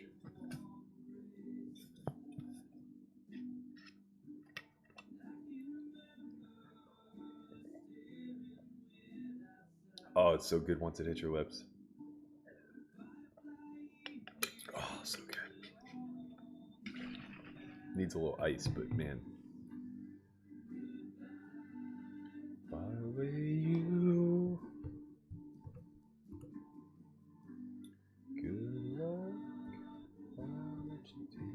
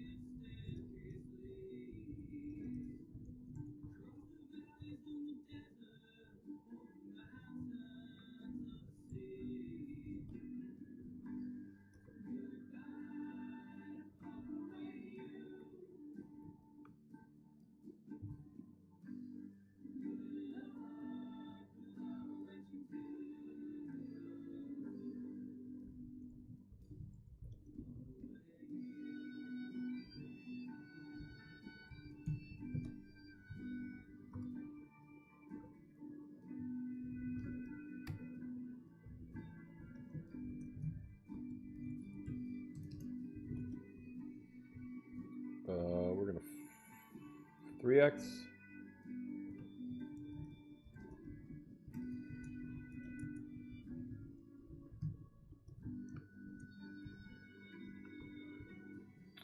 I think we have a pretty natural check back here. He's gonna have a lot of Jack X in his limp call range. Hello, royal draw with the nut straight.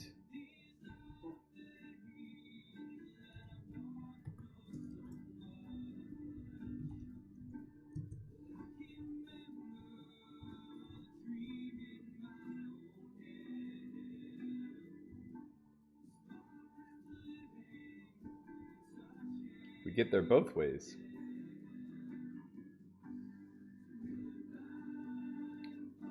We do have some busted hearts that we'll be bluffing here, but our bluffs aren't super intuitive or easy to find. 75% pot is pretty reasonable here. And we win.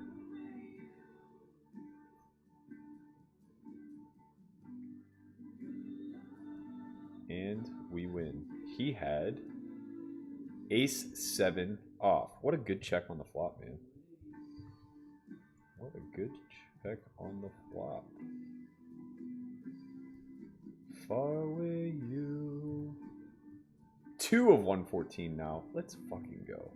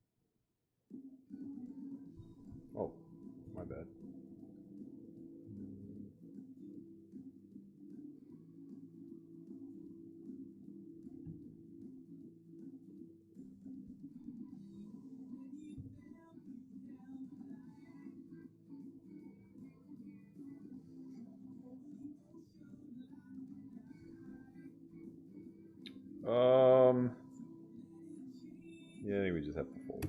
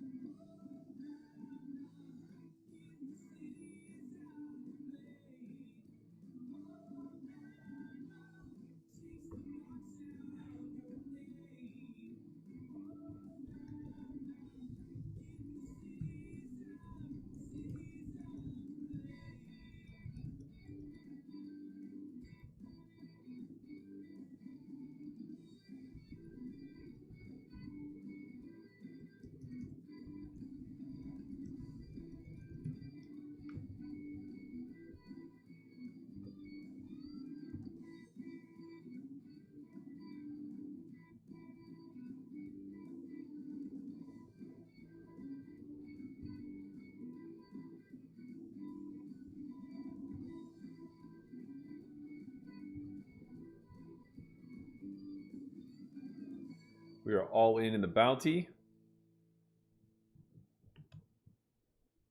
The old ace king suited. Under the gun versus under the gun 1. He 4x's. Shady. Snaps us with kings. Get the fuck out of here, man. Jack. Jack ace. Jack ace. Jack ace. Come on. Get the fuck out of here. What a joke. What a joke. This is. Alright, I rebuy. Wow, you only get 5,000 chips?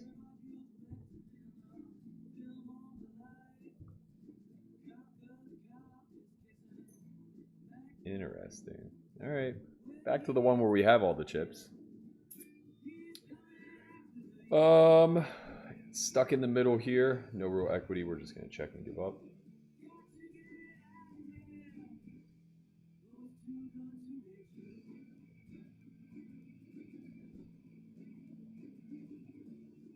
Oh yeah, E. Moran was a penguin. You're right. Colin Moran is who I was thinking of. My apologies. Okay, I think we have to take a stab at it now.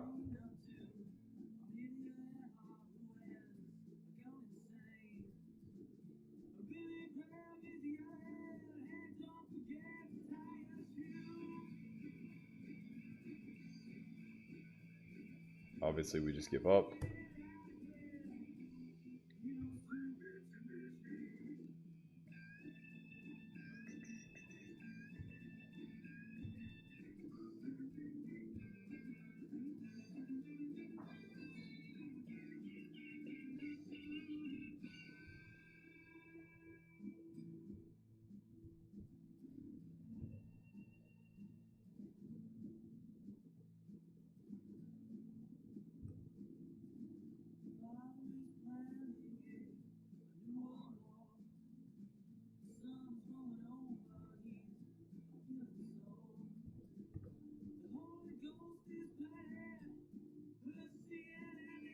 Oh, it's break time. That's fun.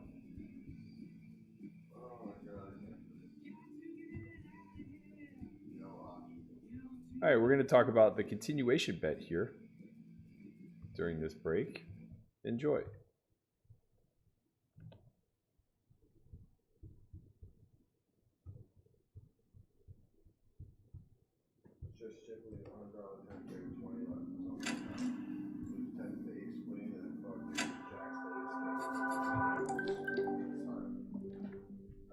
The term continuation bet, often shortened to C-bet, describes where the last pre-flop raiser continues their pre-flop aggression by also betting the flop.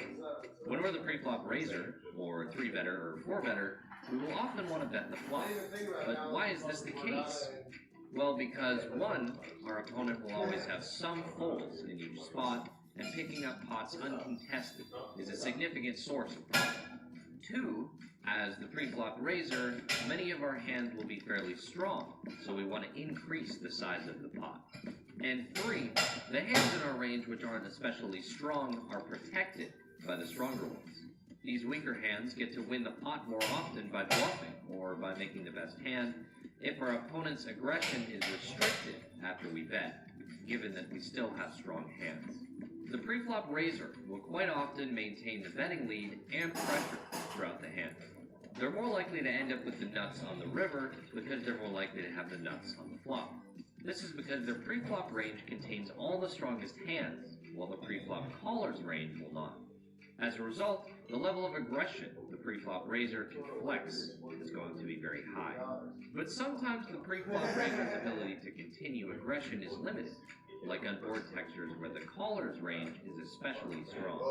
On a flop of 9-8-7 with a flush draw, either player can potentially possess 2 pair hands, straights, and flush draws. As a result, the pre-flop raiser has to temper their overall level of aggression to protect themselves against all those strong hands. If you've ever blasted off with pocket aces on this board and ran into a flop straight, you've learned this lesson firsthand. Some flops make it harder for the pre-flop raiser to possess the nuts at all. For example, a low connected flop in a 3-bet pot. The 3-better likely doesn't possess many hands which make sets or straights on this board, but the caller does. As a result, the 3-better has to be extremely cautious with the hands they choose to bet.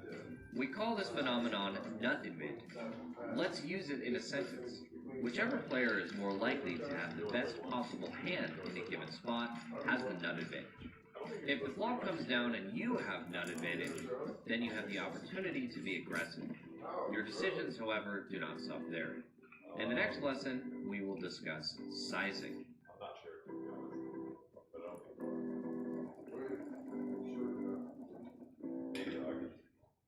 That doesn't really make sense. It's kind of like a new tour actually. I guess it's the, like you're supposed to start when you start. Yeah.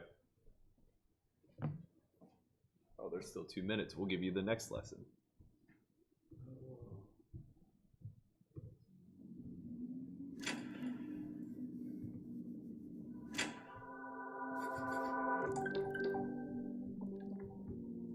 Last video, we discussed nut advantage, which dictates the player that should be more aggressive in flop scenarios. So how does nut advantage affect our bet sizing? If we possess a nut advantage on the flop, we can apply maximum pressure throughout the hand. With a potential bet all in across 3 streets, we push leverage and threaten the opponent with the risk of having to commit all his chips. As the pre-flop raiser, when we possess a significant nut advantage, we can have large sizings post-flop. For example, if the board comes ace, king, 6, then it's a spot where all the strongest hands are in our range, but not in the pre-flop caller's range. This allows us to bet large and be all in more frequently. Situations where we possess a nut disadvantage are likely to be spots where we won't do much flop betting at all. This simplifies our decisions. If our opponent has a nut advantage on the flop and we bet a large size with speculative hands, we'll get into tough spots. If we're out of position, we should hardly be betting these flops at all. When nut advantage is unclear, meaning either player can have the nuts with about the same frequency, things get tricky. Now we must look deeper into the ranges at play. Equity distribution is how likely each range is to win a showdown. If one player has an overall range equity advantage, it's usually enough to bet the flop more often. There will be many flops where nut advantage is split between players, but one player has a tighter pre-flop range. A tight range means fewer weak hands. In this scenario, the player benefits from betting a small sizing with a high frequency, because the other player will have a lot of hands which can't continue, and have to fold to almost any sizing. A player with an overall equity advantage, in this case more middle hands and fewer weak hands, will want to push that equity through to the next street, to force other players to call with a higher frequency and take advantage of their weaker range on later streets. Think of it this way. An equity advantage over an opponent when you share the nuts is like you have dice numbers 4 through 6, and they have all numbers 1 through 6. Therefore, your rolls are going to outperform your opponents on average. A small bet sizing on the flop often makes sense as the pre-flop raiser, because it puts other players into awkward position with their weak or middle straight hands on any board. A small bet allows us to get some value when we have our strongest hands, and may entice our opponent to raise, instead of just calling. All right, we're back. We're calling. We're losing. Heart. 3. Damn it.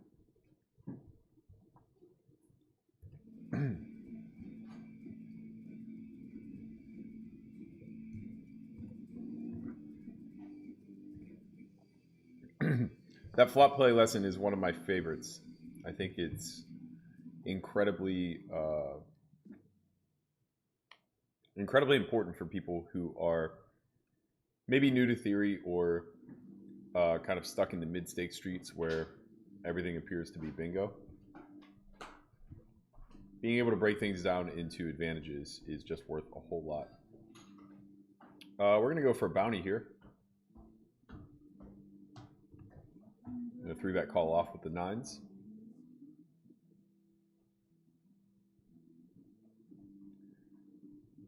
That's a little bit unfortunate.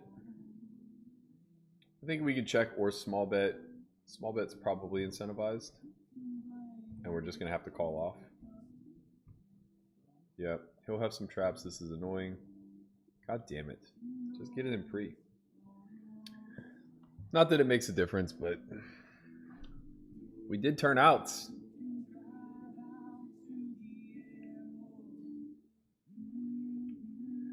Well, that's no fun. And remember.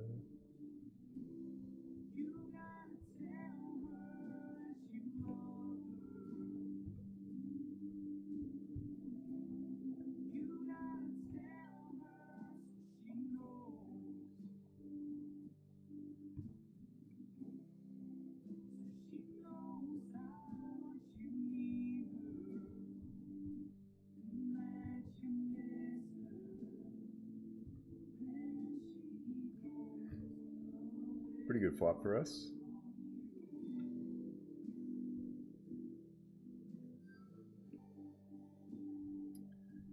I think we do a little bit of blocking here.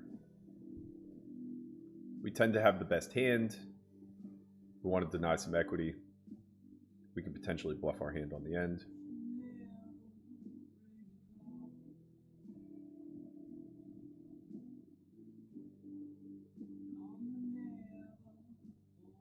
All right, we're going to induce a shove again here in the PKO.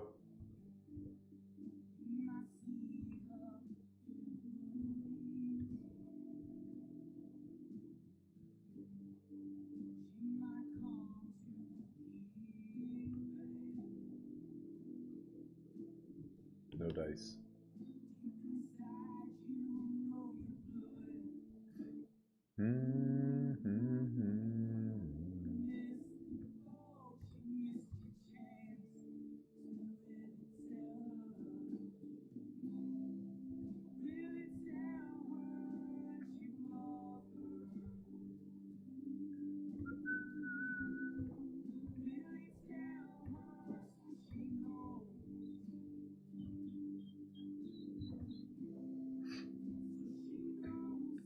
If you guys enjoyed what you saw with Chris Konvalinka leading the way in the Quick Studies course, feel free to check out the entire curriculum. It's 6 total courses that possess somewhere between 5 and 7 lessons per course. Only at solveforwhytv.io. You can get that for free utilizing the free roll access pass. All it costs you is an email. If you'd like to check out the entire site for free, right now we're doing a promotion for August.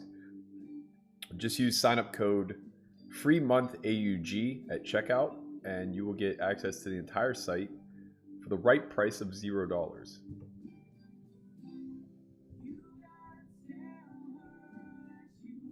John Borger says, are you only playing WSOP while in PA? Yeah, I didn't even download the other clients. I don't really care to be grinding online, to be honest. There's a lot of stuff I need to get done while I'm here.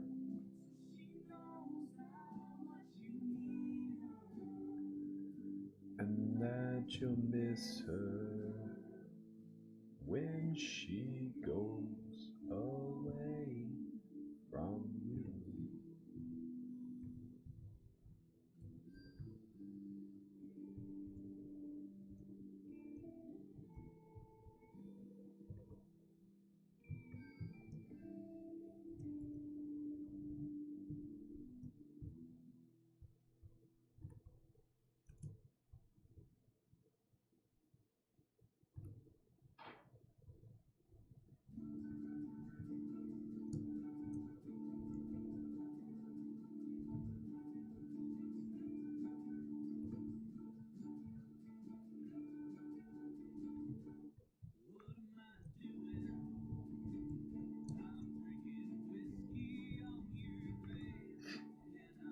Waiting for a phone call that don't come. If you guys are interested in studying for the upcoming WSOP this October, we will be doing a prep course for the entire month of September. Begins September 7th and September 25th, I believe. There are currently 6 coaches that will be a part of it, possibly 7. Still waiting to hear back from Brocus. It's myself, Matt Hunt, Landon Tice, Jesse James, and Russell Thomas, former November Niners, finishing 2nd and 4th respectively in the 2012 main event, and owners of Floptimal. They'll be handling the pre-flop strategy lessons. The Mad Queen Charles himself just did a webinar or a mastermind for Solve4Why TV yesterday. He'll be handling the ICM portion, dealing with endgame and final tables. And then potentially Andrew Brocus might be joining us for a little bit of game dynamics and speaking specifically to the clientele that you'll encounter in the mid-stakes WSOP events.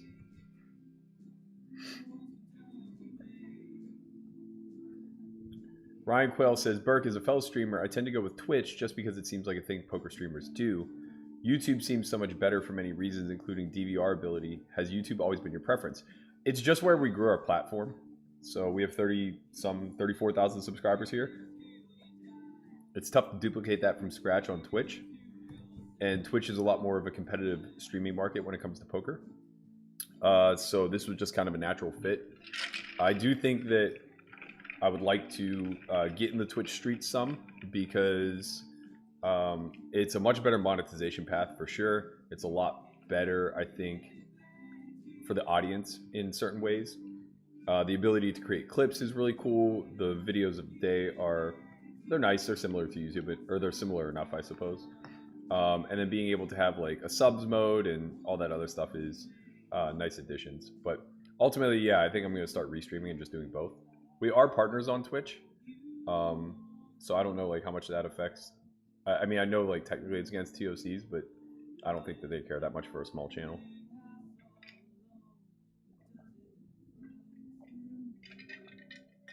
And if we got big enough where it actually did start to matter, we could just consider shifting platforms.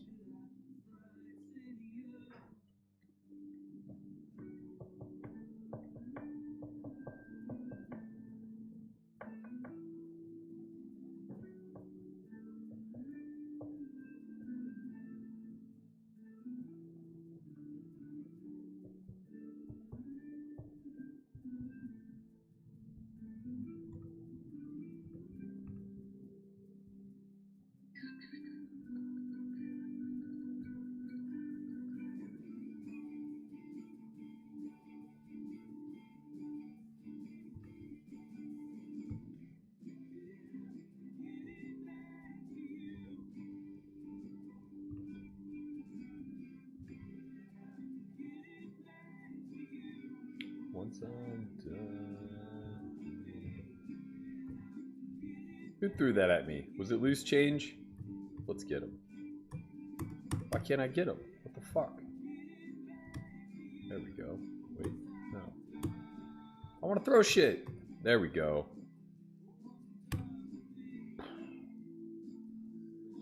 Top pair, second nut flush draw. We're going to start with a check since we have a player to act behind. Tend to check these monotone boards. We're very well protected with our hand as well. So we don't mind facing a bet. No big deal. Bet, call. No real incentive to raise here, I don't think. We just continue. We let inferior hands draw. And we keep the pot small when we're beaten. We are 4 of 110 right now. It's a pretty good river. Pretty good river. We go 80%. Folded the hand. They cry for wanting.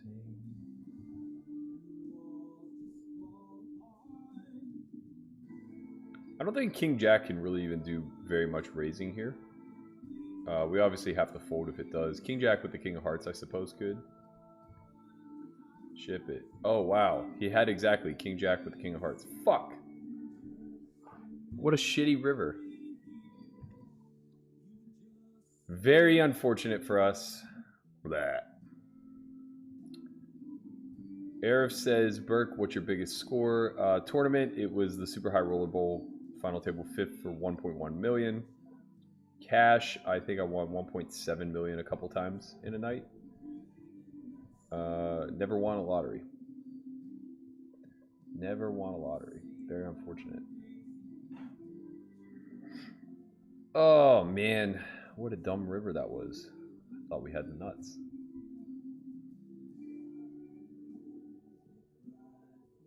Joe Slattery said, last stream it seemed like somebody else was playing in the house. I thought terms didn't allow that.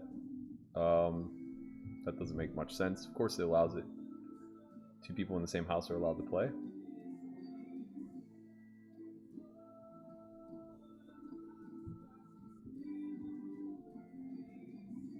You were just a memory. 2 people are not allowed to play the same hand. It's 1 player to a hand.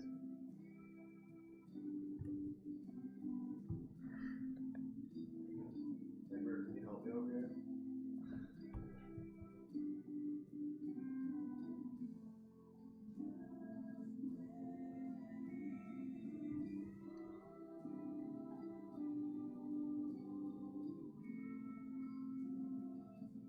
New table and everybody is stacked. Looks like we have 5 players in the top 10. 6. The reserve, Kevin.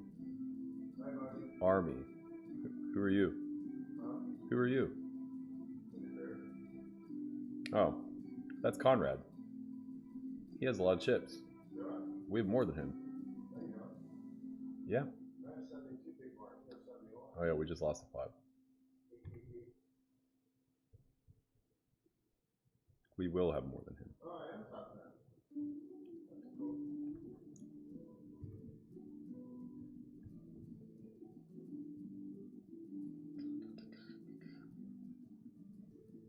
This is Uncle Conrad. Whoops.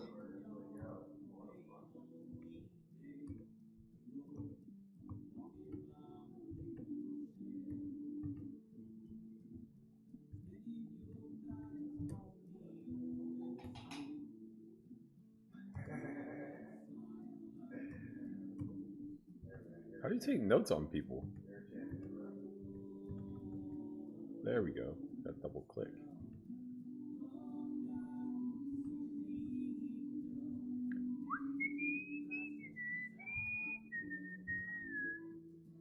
It's been a long night, Selena.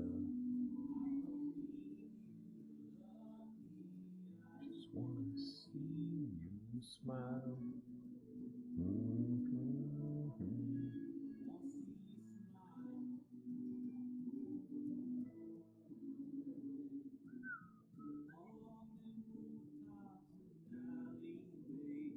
You go. Wow, Conrad just got it stuffed on him.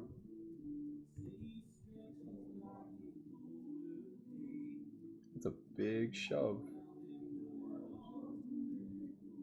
I guess he didn't have it, folks. Now who has more chips? Long night. Tough Fish.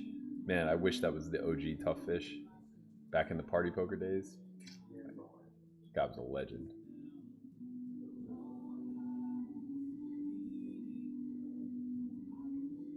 You love me.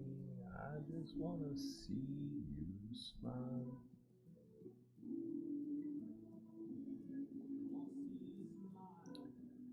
Yep, can't call that one. We're suited though.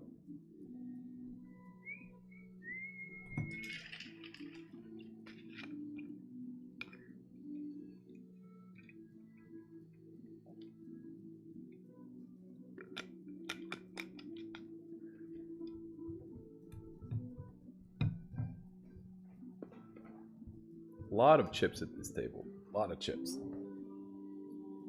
Man, we were just about to chip up to that guy River to Queen. Brutal. For a while.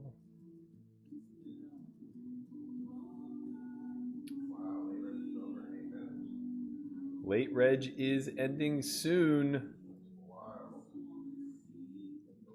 We're gonna do it on one bullet, guys. I think we've one bulleted everything thus far except the initial 500. We played 2 days of that, day 1B and 1C.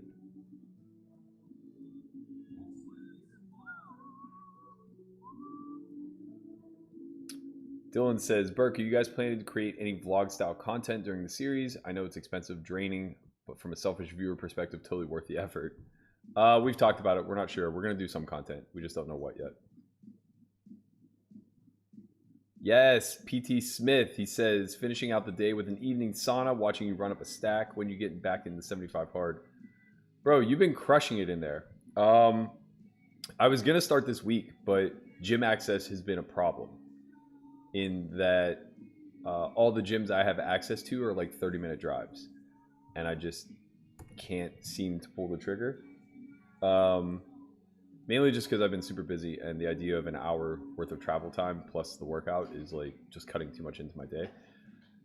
So I've only gotten 2 workouts in since I've been home, which is a problem. But I do get back to Vegas Monday or Tuesday, and I plan on ripping it. So maybe the week after, because since I'm going to Austin next weekend, I'll start back up the week following.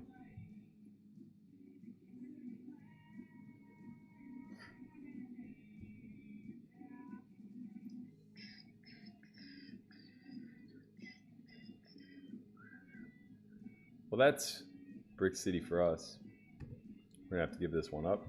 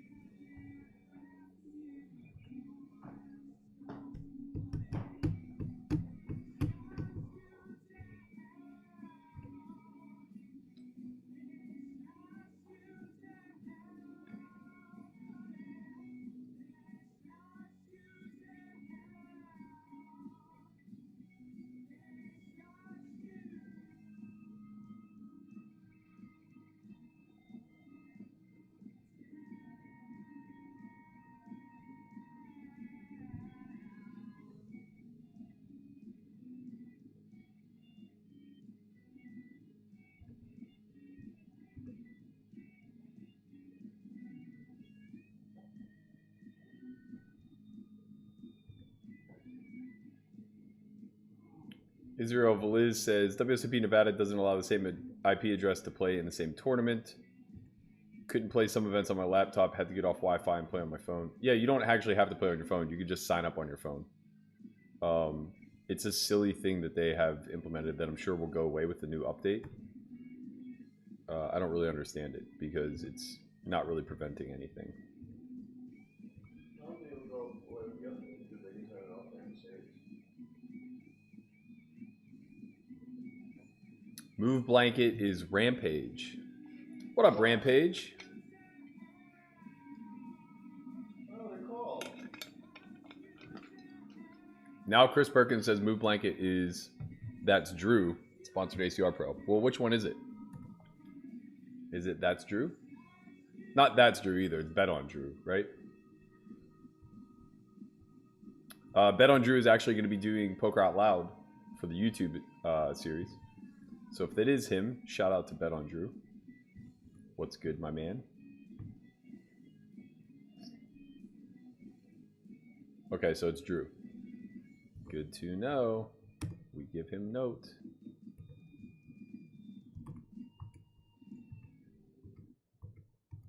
Is he the one that just had King Jack versus us? Wow, he hit us with the cake. That's fucked up. I gave him a trophy.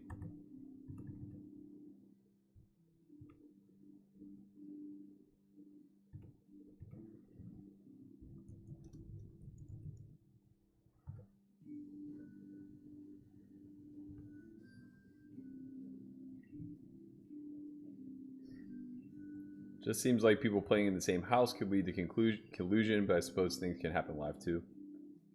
Yeah, I mean, trust me, if you want to collude, you don't need to be on the same Wi-Fi.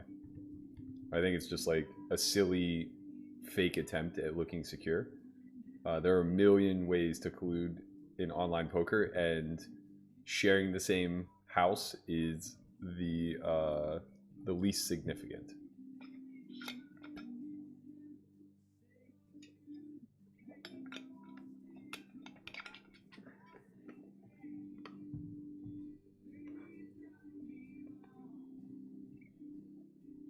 I said, hey.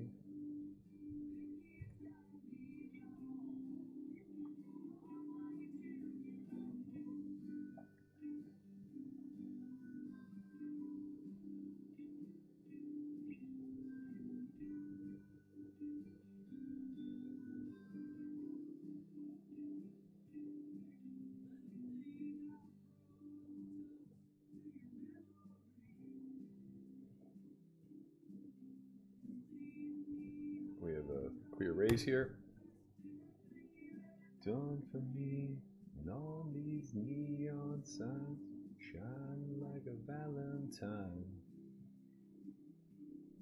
Say you love me tender, find me, baby, at the bottom of your line. All right, we have pretty strong backdoor properties here, and it's a pretty advantageous board, so we're going to start with a small bet. He has a lot of equity to continue. Hands like 5-6, 7x, 4x. He'll have some ace-x in range, some 5-6. Oh, I already said that. 8-6. 5 isn't really a great card for us. It's going to pair up a lot of his range. It's also going to complete a hand like 6-8. Now, we do block 6-8, which gives us the availability to bluff. All of our ace-x definitely won't be betting here. So when we bet, we actually have to go pretty polar in nature. Specifically when we use this combo as one of our bluffs. I think we'd much prefer to have 8-9 than 8-10. Stronger blocking properties over the 7, which would likely call. Yeah, I'm going to check this one back. It's a really unfortunate run out. We'll have more 2x than him, as strange as that may sound. We'll be raising some king 2 off, jack 2 off, queen 2 off, things like that, as well as some of our suited ace-x, king-x. He, unfortunately, though, will have a pretty heavy advantage on 6x. And now our 8 really isn't worth much because we chose to cap ourselves on the turn. So we're just going to have to let this go.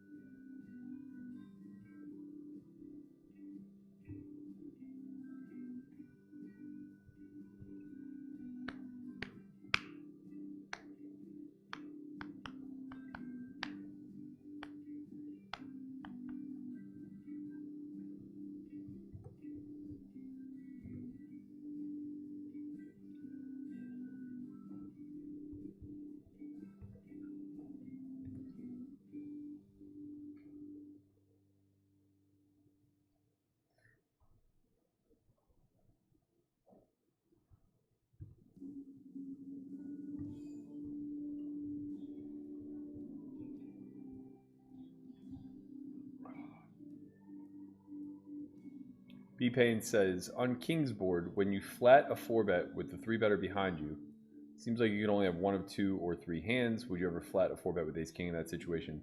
No, I kind of talked about this. I'm probably pretty exploitable there, but people just don't have the discipline to do anything about it.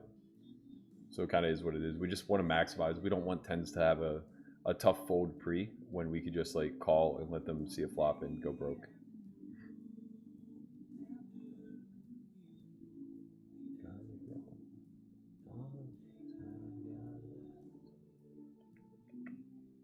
It don't count for nothing. Big sure.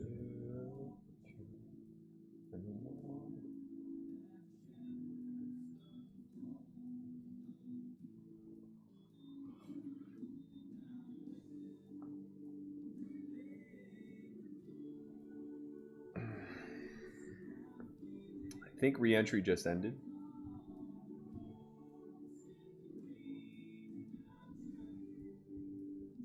$36,000 the first. Let's go. Why is my lobby not refreshing? What's happening here? Oh, we're all in.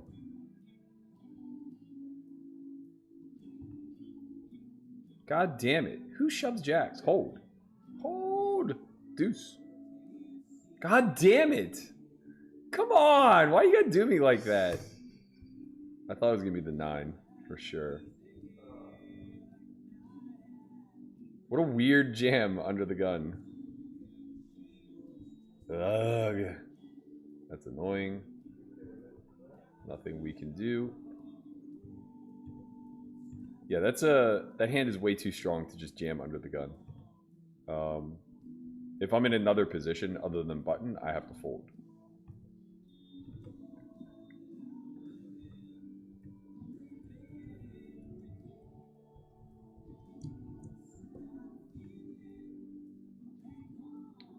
I'm not sure what's happening with the lobby. For some reason, it's not refreshing. Yeah, I already did. It says my position is 0 of 111. Oh. I mean, it's fine. I think everything's up to date in the client.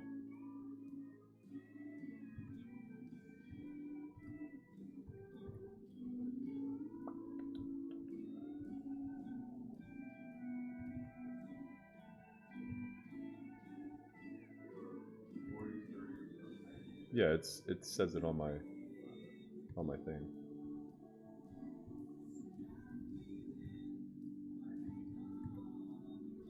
We are all in with now middle or top and middle in the PKO. Gets it through. Check raised flop. There was a limp pot. He limped under the gun. Thought for sure he'd have some call offs there. Guess not. I guess not. Sigh. You live in with ghosts.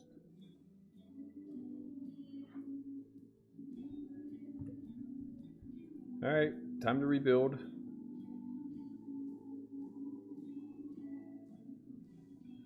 General Spank reporting for duty, sir. Oh shit, Drew is in these streets, man. He's got the queens. They are not going to hold. Ace King's going to win this big flip. King Jack's going to hit the showers. See ya, pizza. Wow, that is a huge pot.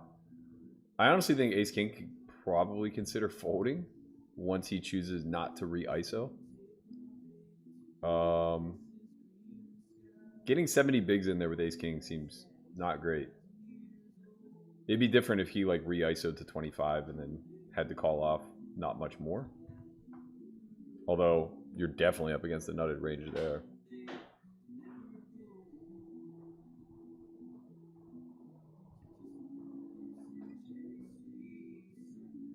Chris Perkins says, Burke, what is the most embarrassing movie that you like? Something you've seen multiple times. Bro, I like so many embarrassing movies. I love rom-coms. Absolutely love them. Princess Bride is one of my favorite movies of all time, though I don't think that's embarrassing. I think that's just like an iconic classic. Huge fan of the movie Just Friends with Ryan Reynolds. Pretty remarkable rom-com. What else? I like a lot of sappy shit. I've only seen The Notebook once, but I thought it was really good. Over eyes, that shine. Eric Smith says the problem with the same Wi-Fi is people multi-accounting. Well, it's not that simple. Again, like there are many ways to multi-account. Remember, you have to have a unique account assigned to another human being who also has a cell phone that geolocates in that player pool, right? So it doesn't really matter if they're in the same house on the same Wi-Fi or just in the same state. No matter what, you're almost certainly going to be utilizing something like Discord or some sort of telecommunication where that person's actually clicking the buttons, but you're telling them what to do. Very few, if anybody, is actually multi-accounting on like two separate machines in the same house. Maybe just Anthony Spinella. I think he might be the only one using his girlfriend's account. A girl who's never played poker before that made like 3 WSOP bracelet final tables. Sure. Come on, Spinella. Grow up. Grow up. How weak is the player field compared to the only Vegas NJ tournaments? Substantially weaker for sure, but not as weak as you would think.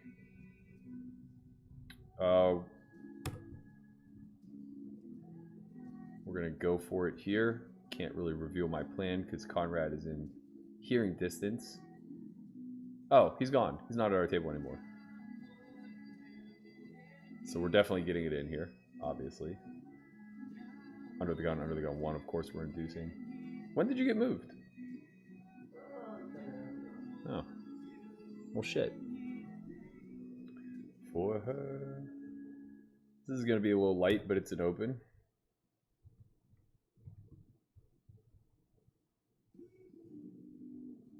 Sean Watt says, there's a guy playing on the Texas Card House stream with the name 2E. He wears a soft Y shirt each stream I see him in. Do you know him, Berkey? Yeah, that's E. He's a friend of ours that we met when we went down to Austin. Good dude.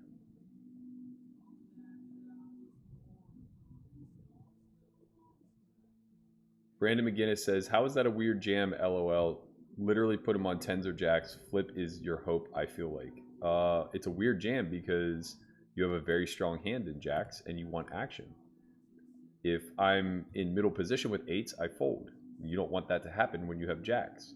So therefore you raise. Just like you would raise some shitty hands like Queen 10 suited. Because you can't open jam it and you're certainly not going to fold off 15 under the gun. So think of it that way, Brandon. If you shove jacks but raise Queen 10 suited, how fucked is your raising range? I would say pretty fucked. What do you think, Conrad? Fucked or wholly fucked? Holy fuck. Wholly fucked is the answer. That's the consensus. Your opening range would be wholly fucked. The more you know. I need to get that like graphic just on command. I can pop it up on screen. It just goes. Ah. Has to have the sound bite too. I'm gonna get Andre on that. Andre! We have a project. Bum, bum, bum, bum. I wrote, I gambled with the devil.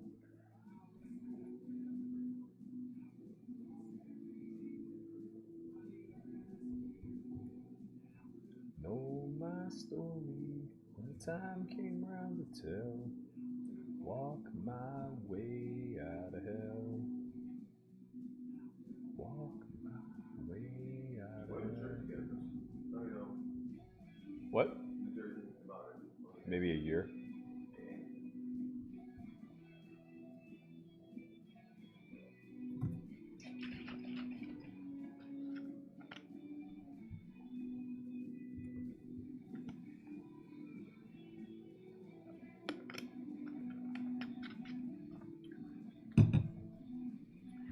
On this next break, I'm going to restart the client, try to get these lobbies updated.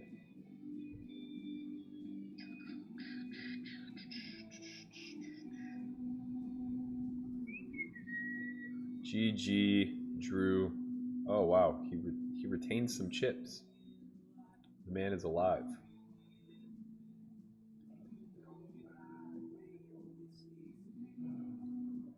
Actually,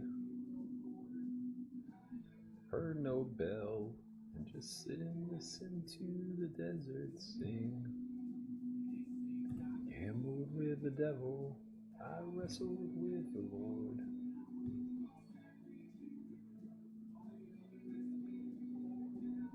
Know my story when the time came round to tell. Walk my way out of hell. I will walk my way out of hell. Yes, I will.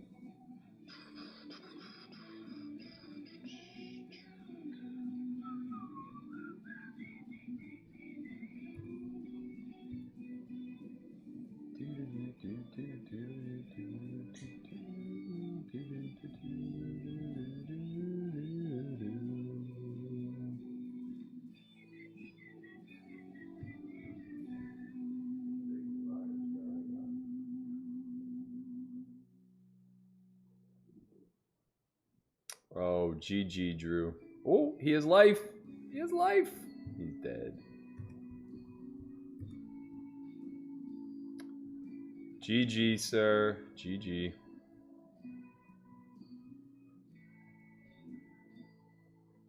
Do. If you feel it, run down.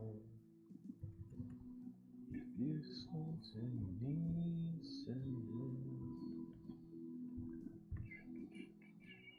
there's a place on the outside of town. There's a river that is bending. Blue heaven, don't leave me hanging. Don't leave me waiting down by the waterside.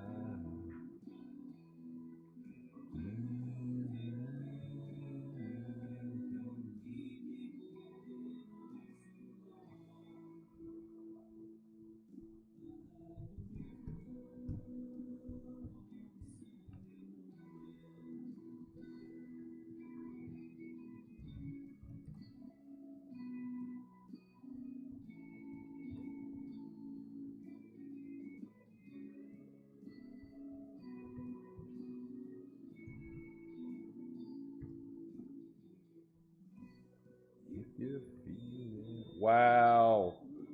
Wow, cooler. Oh, that was blind. That actually is kind of a cooler. God damn. Lightning galore.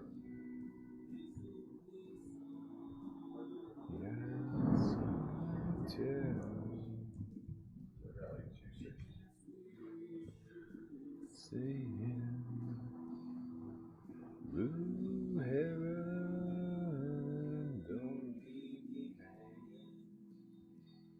don't leave me waiting down by the waters.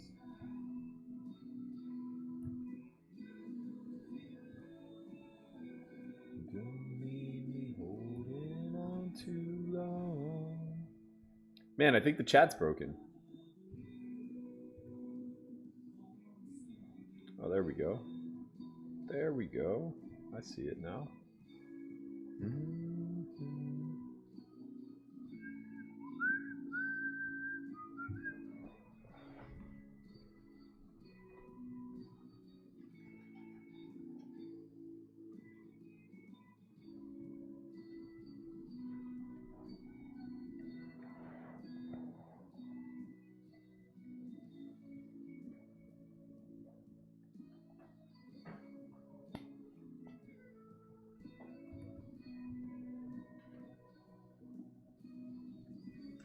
Wow, back-to-back sets with threes. How sick.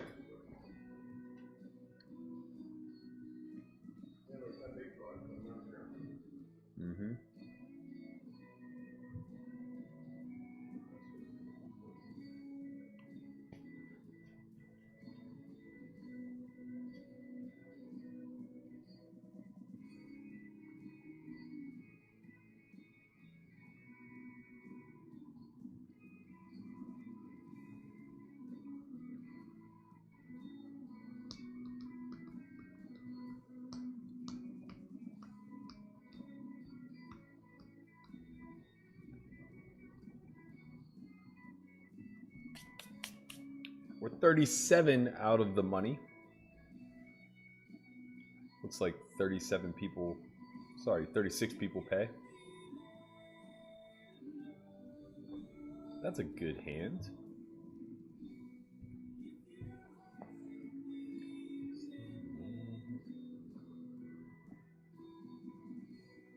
There's a place on the outside of town. Yellow mustard, come on. You can't be serious, man. He says Eagles or Steelers. Get out of here with that talk. You know who I'm rooting for. I'm a fucking Yinzer, man. This sizing doesn't make any sense at all. It's begging for me to shove.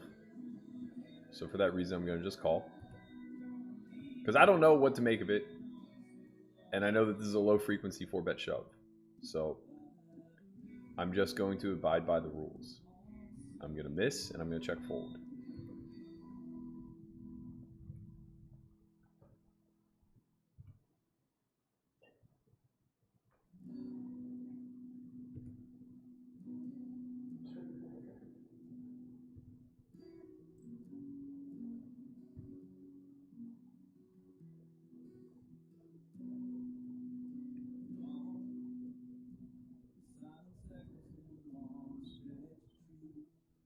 Ready, burn by the fire. We are still checking. I think this range just got pegged to being mostly ace-king. Could be some sets, some pocket 8s, maybe. Some pocket 7s, perhaps. Wow. Well, now we have a gut shot to the nuts. Facing third pot. I think we just call.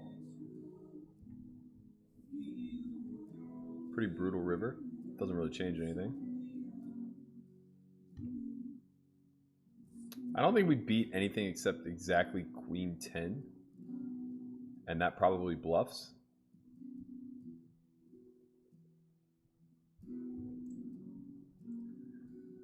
What an unfortunate turn of events.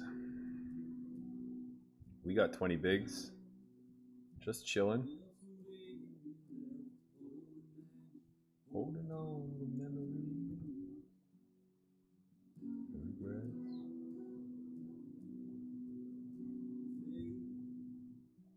You find it the strangest place. You find an emptiness. Can't erase.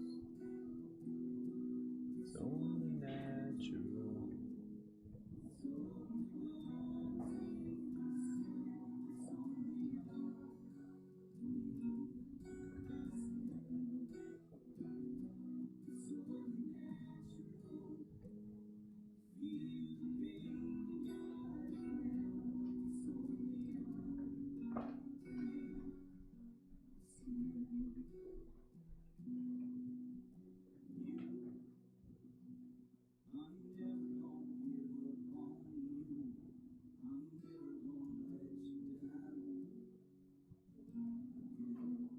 All right, 2 10s.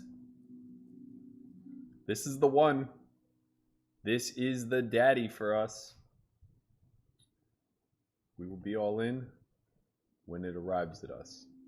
Now we're definitely all in.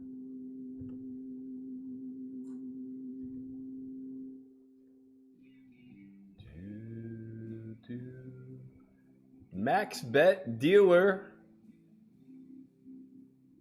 Let's get him. Let's get him, shall we? Do we double here? Or do we just win uncontested? It's only one or the other. There's no other outcome. We either double or we win uncontested. Period. I guess we double. We get to double. Sick. Let's go. Let's go. We double. 10. 10. Come on. God damn it. Let's go. All right. GG bracelet. Very unfortunate turn of events. God, that's so frustrating, man.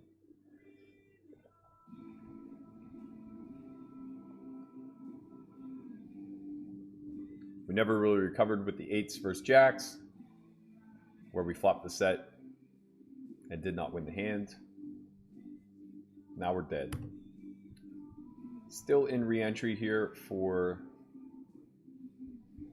the whatever this is called, PKO. I think. I can't tell because the lobby's broken. Structure says we have 32 minutes. There we go. Lobby is still broken, but less broken. The payouts are broken, but the lobby is fine.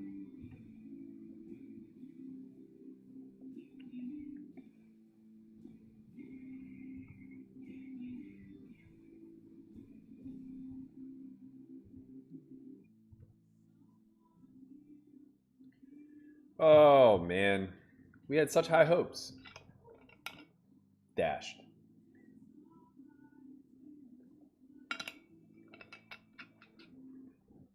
How are we dominated there? Fuck. Should have just made a bad shove with the ace-jack. Called it a day.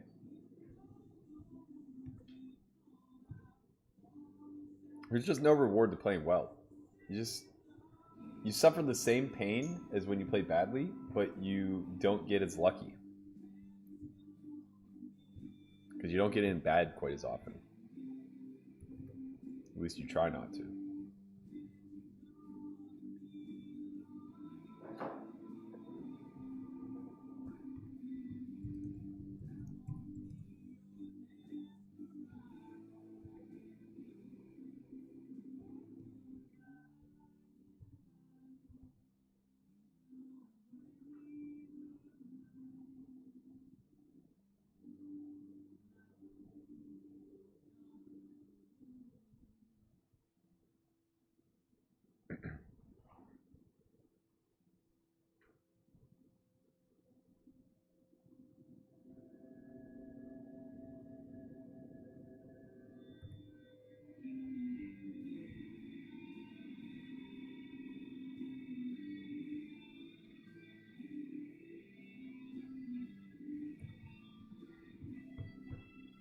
Well, I gotta tell you, I wish I hadn't drank that caffeine.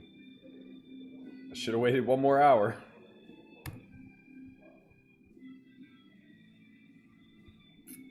Alright, we're gonna probably be gambling here.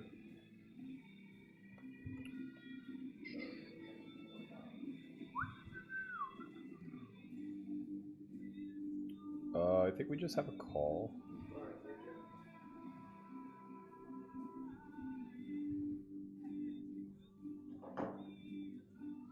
You're out? No. I was just curious what the hell that was. What was? The version for 136 Omaha game.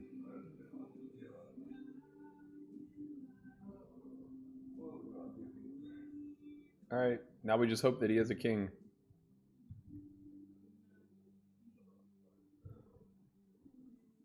This guy already busted us. Damn it. Damn it. No king. Okay.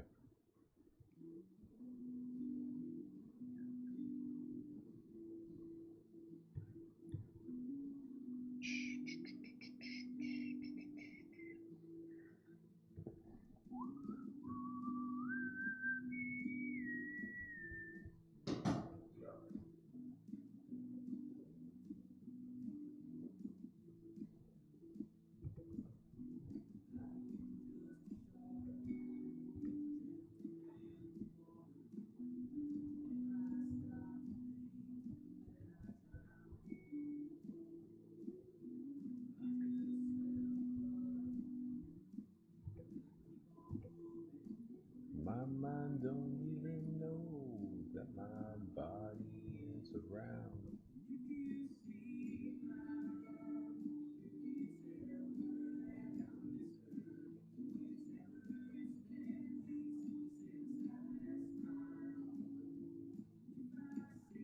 Ken Kep, that makes a lot of sense. You're probably right, which means I probably just missed a layup jam. He said, I think actually missed your open and thought cold call had raised. Yeah, you're probably right.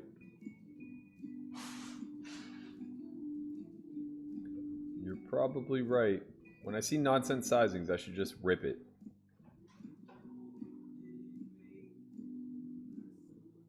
No Game says, questions. I live in New York, but on the border of PA. Do you know if I can sign into PA and go home playing on the phone?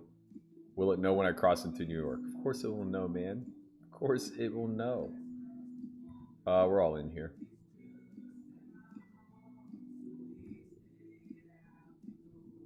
If you see my love. Okay, let's go. It's been weeks since I smiled. If I seem hard to reach, well, I'm probably asleep, just dreaming of her by my side, by my side.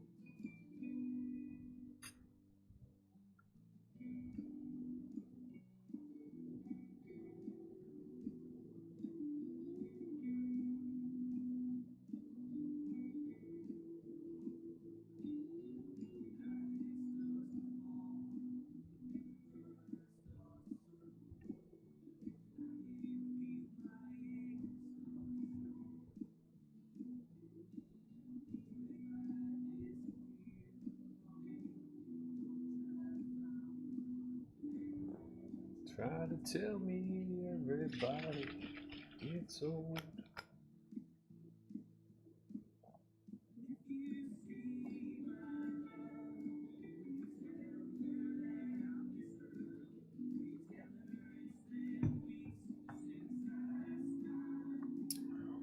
Ruh-roh.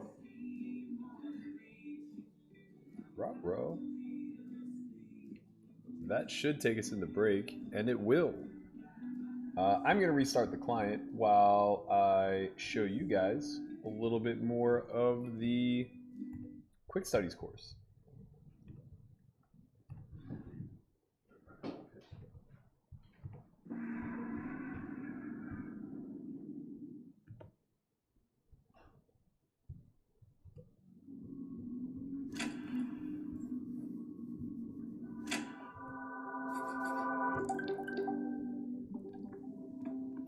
We've talked at length about continuation betting, nut advantage, and aggressing on the flop.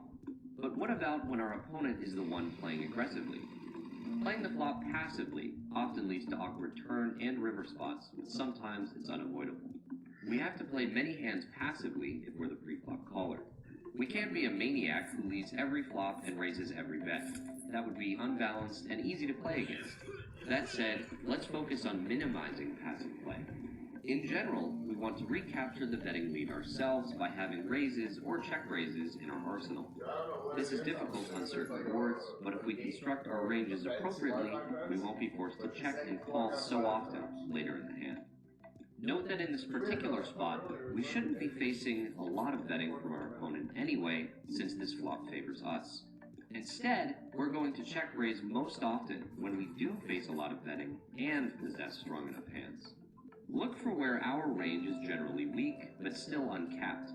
In other words, we have a lot of weak hands, but also some strong ones. A board like King 8-6 is a good example, depending on the scenario. We'll have a lot of weak hands, such as 3-4 suited, which we'll have to fold to a flop bet, but we'll also have some sets and two-pair combinations. This gives us the ability to raise slightly more aggressively, because we'd also raise our strong hands. Our raising ranges should contain a variety of hands, so that we can retain strong hands on every turn and river. Certain players only check raise or raise flops with their strongest hands and their best draws, which causes them problems. When the board improves their draws, they have no bluffs, or where the draws miss, they possess too many bluffs. Finding more spots to raise and check raise flops is a common struggle. Many players are uncomfortable taking aggressive lines and feel more secure in passive play. However, passive play results in more uncomfortable later street scenarios, so while we shouldn't stop calling flops altogether, we should take back the betting lead as often as possible. we'll have to be much more cautious if our opponent bets large or if we have fewer nut hands. It's much more difficult to respond to bets and raises than checks and calls. Aggression induces mistakes from your opponents and capitalizes on weak, passive players. However, aggression isn't without weakness. As you progress, make sure you're using it with purpose and conviction.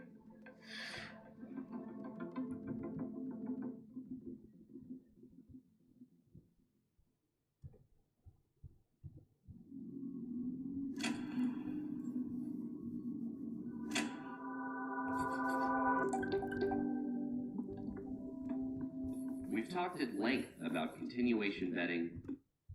Hey, we already watched that one. Oh, that's all of them. Well, shit. Let's check out course 4, poker math.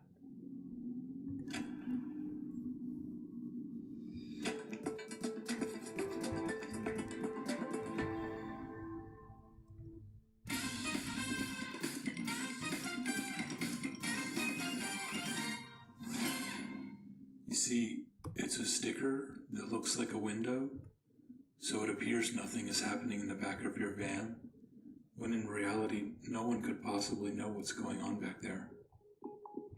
Unless you've been living under a rock for the past 10 years, you've undoubtedly seen an episode of Shark Tank. The appeal of this show is simple. It's individuals seeking money in exchange for equity in their business, product, or ideas. Why would anyone pay for equity? Well, to understand such incentives, let's discuss what equity is. Equity is a fair share of ownership in a product or commodity. In poker, that comes with many layers. The raw equity of a hand is merely the frequency it will win at showdown, assuming no future betting. However, that's only half the story. The commodity being fought for is the pot, which prior to showdown is shared by everyone in the hand, i.e. its investors. Thus, in poker, equity is the frequency by which a hand wins versus another hand or group of hands at showdown.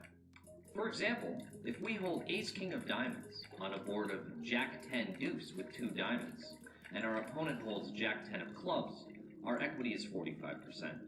If the pot is $100, that means over a large sample, we'll win $45 every time this exact scenario presents itself. That being said, your equity changes throughout a hand. At any given point, we must approximate our holdings equity versus our opponent's range, and our range's equity against our opponent's range. In addition to projecting how our holding and range will fare against our opponent's range as it shapeshifts throughout the hand. For example, if we have a holding which has very low equity when called, then our bet needs to elicit several folds in order to be profitable, given how low our chances of winning are at showdown. Now, a word of warning. Poker is a game of imperfect information. We can never truly be certain of the equity of our hand at any given point. Being able to estimate your opponent's range and compute the frequency which your hand improves or holds, assuming it's a head, is a pivotal skill to develop. The more confident you become in appraising the equity of your hand in any given spot, the more comfortable you'll become investing large sums as the favorite or folding as the underdog when being laying a poor price. In Lesson 4C, we'll discuss in greater detail how to determine if a pot is worth being in or out of as we dive into the pot odds model.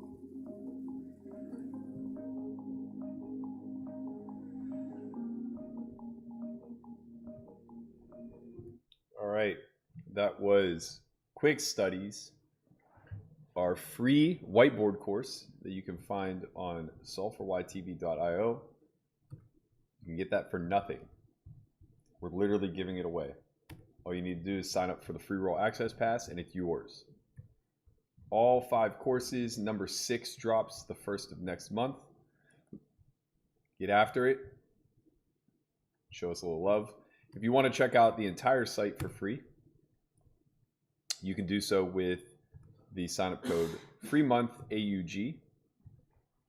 That will be good for 30 free days of Solve for YTV. Knock yourself out. Let me know what you think. Give me a little feedback. Let us know what we're doing well, what we're doing poorly. Much obliged. gonna check this one back.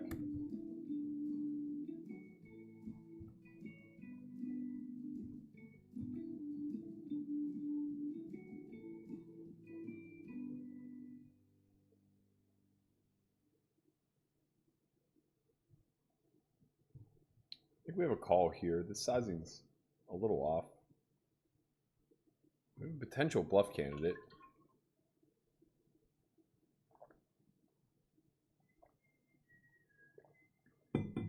The club is good. The 3 is bad. He goes big in a spot where we have pretty significant range advantage. This just kind of reeks of diamonds, to be quite honest. I'm going to go for it. I like our spot here. Well, fuck me. God damn it! Why isn't that queen 10 of diamonds? Ugh. So annoying. So annoying. Oh man, his turn bet stinks. His turn bet stinks. God, we just had the best hand, just fade. Oh boy. Well, we tried. This is going to be our final bullet.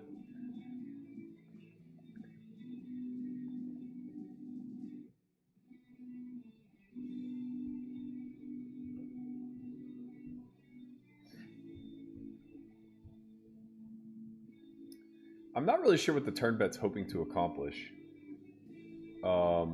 He blocks king queen, which is, I guess, one of the hands he's targeting the most.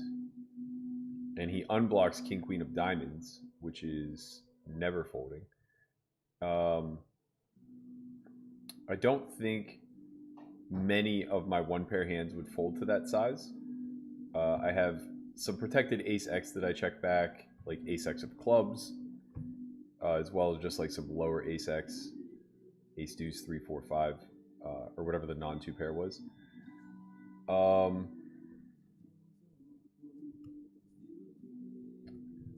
I don't fold a jack there, for sure. Which, sure, he has reasonable equity against, but, you know, nevertheless. In this spot here versus an opener that checks through flop, I don't think he's going to have a lot of 9x. He'll have some, for sure. We're just going to continue through a call. Jack isn't great. I didn't realize we were going to land at 0.3 SPR. Probably should have just jammed turn or folded. Maybe we'll re-enter one more time if this goes poorly. I expect we don't have the best hand here, really, ever. We do block 7-8, which is nice. We unblock spades, which is nice.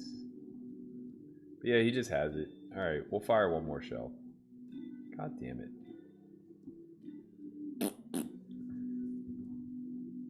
It's unlucky for us that he doesn't c-bet the flop. It's more unlucky that he turns us. What is going on here with this stupid black box? Sorry guys, let me fix that. I don't know why it does that. It only does it in the PKOs for some reason.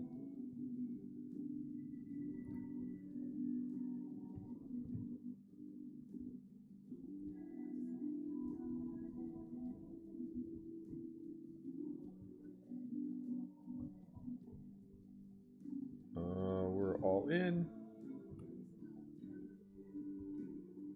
I gotta tell you, I don't think I'm very good at PKOs. Oh baby, hold. Hold. Another deuce. Yes! I'm the best. I'm the best. He called with 9-10. Honey, he called with 9-10. You see that? Stupid idiots from Northern Europe.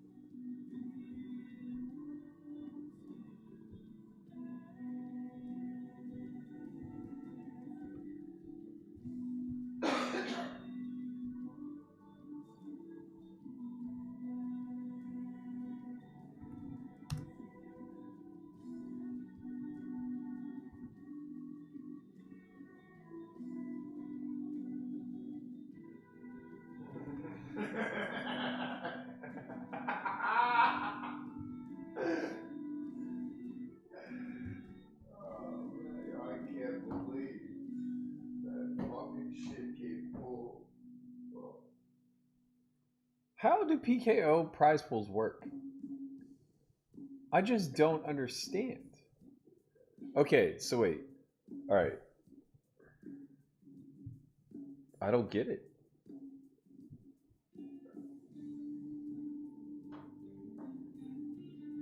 Can somebody explain to me how PKO prize pools work?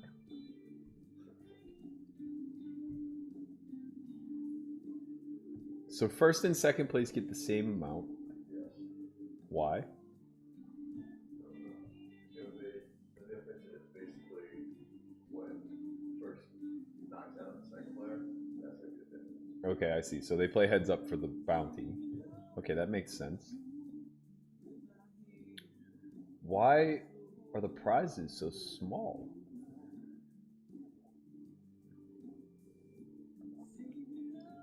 Oh, I guess they're taking half of the prize pool out for the PKO, right? They're taking $100? Yeah. Okay. So it's only a 15, it's like an 18K. So first place according to that is like 20%. All right, that's reasonable. I don't think I like PKOs. They seem so goddamn small, and I haven't knocked anybody out yet. What's the point?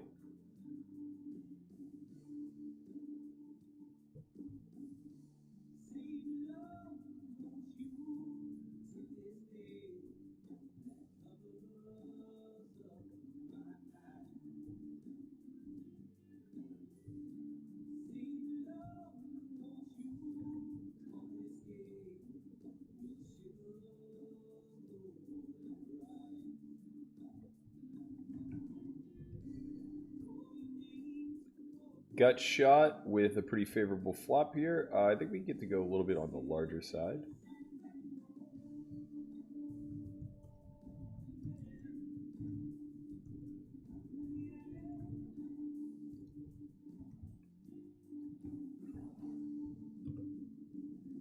Alright, now we're getting some good ones. It's so dumb that I fired again in this thing just because I want to know what it's like to run deep in a PKO.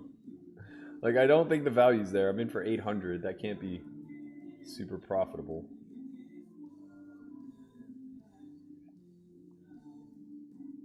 Yeah, go ahead, stick more money in. I'm going for all the bounties. I have ace queen. Good luck getting me to fold, sir.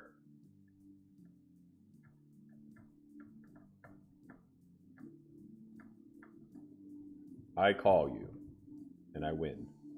Queen. Queen ace. Queen ace. Come on. Come on.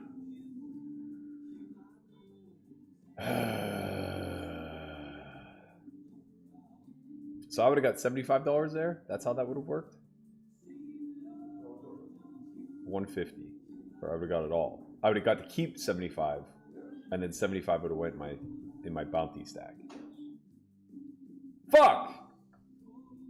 I need the money. What a bad beat.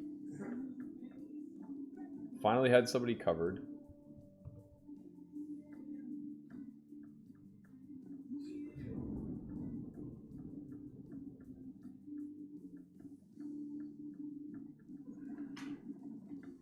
I hear the sirens.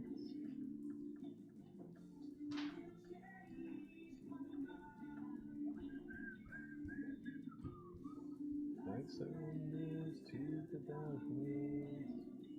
Is water as you drown.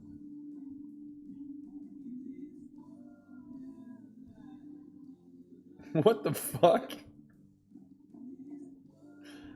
Oh, Jesus Christ.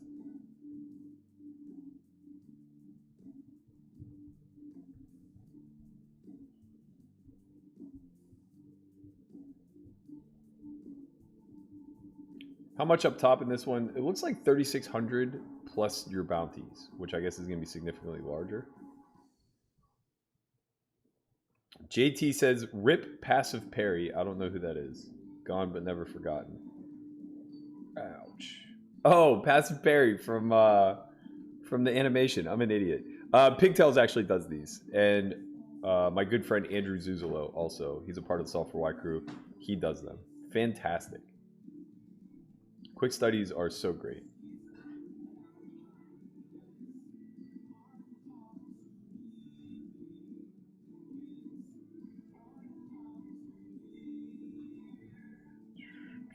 Many lives I live for love. Berkey, what happened to the stream last night? The internet died. Nathan, I don't know what the fuck you're talking about. He says, would you please consider kissing towards the camera and pretending it's my forehead? Christ.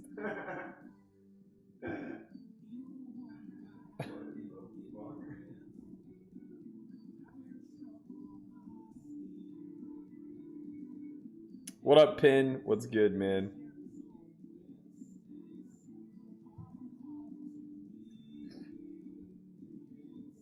Hard and harder to believe.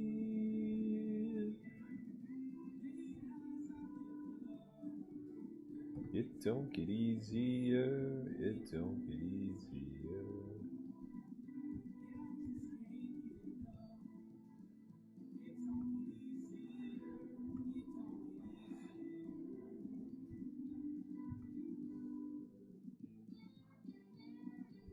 Oh, I'm an idiot. Sorry, guys. I fixed it a long time ago, and I forgot to transition into the new frame.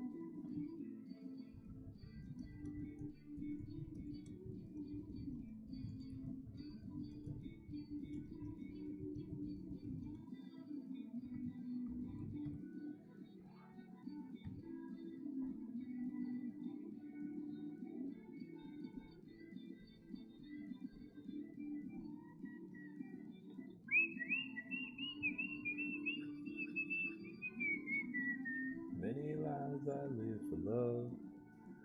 It don't get easier. It don't get easier.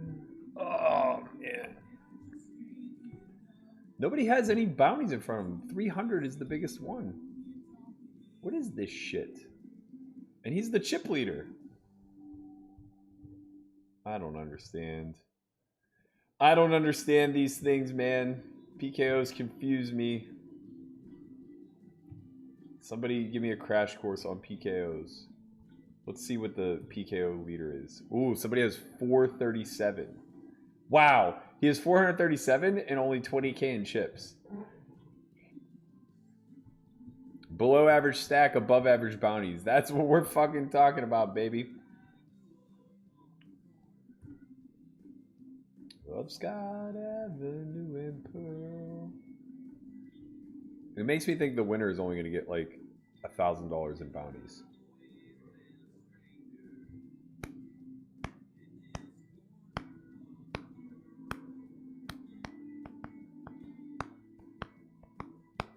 And I listen to the waves.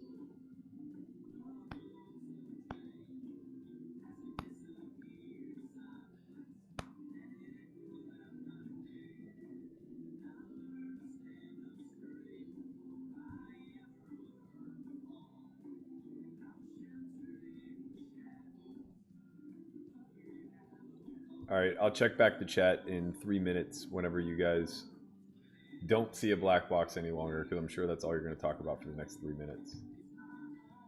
It's gonna carry me down the road. Hopefully I'm still in this thing in 3 minutes.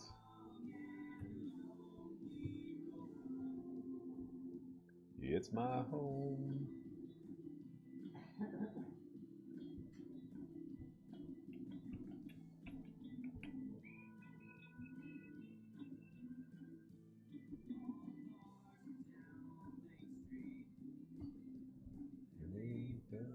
Like the tide.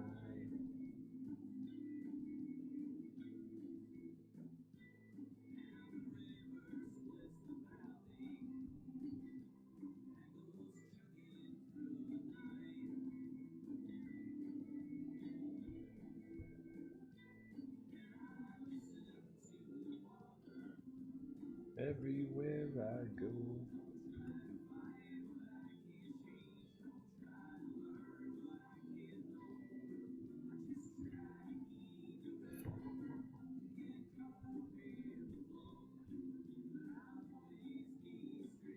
This is a little thin.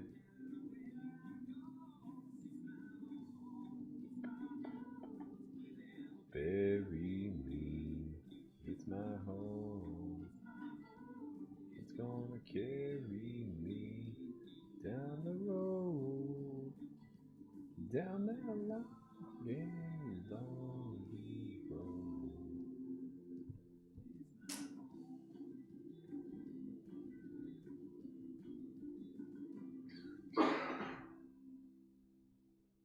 The only annoying thing about bounty tournaments is when you're short, you face a lot more post-flop aggression, I think. So you see a lot more like check ripping and shit like that. We're gonna check back. Queen or jack would be nice. 7, no bueno. We don't beat much. We don't beat much. Probably gonna lose to a 3 here. Hey, we beat that hand. Wow. Had him dominated. Let's go. Let's go. Tony Bandanas. I like that name.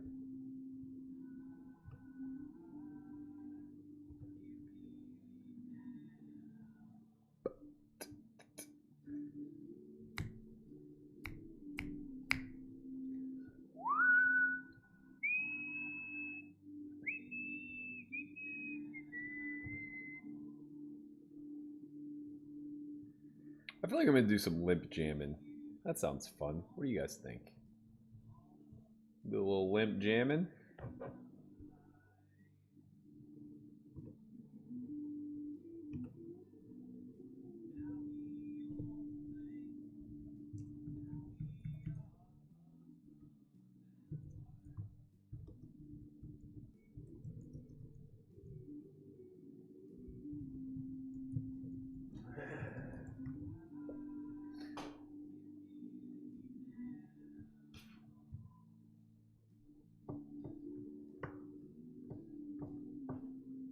That's not a good hand.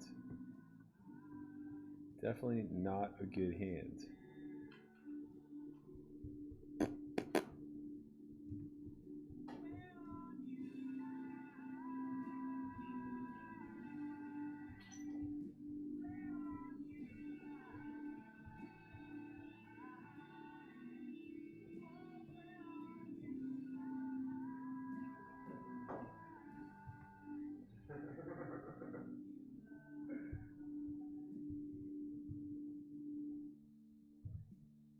That's a good hand.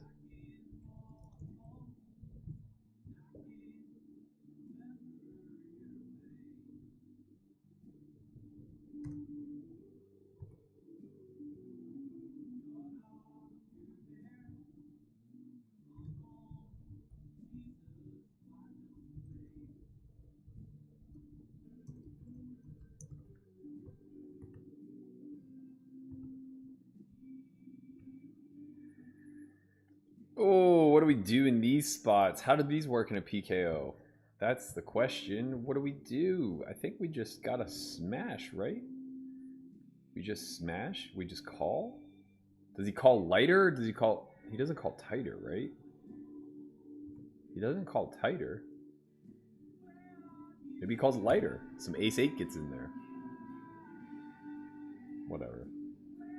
Whatever.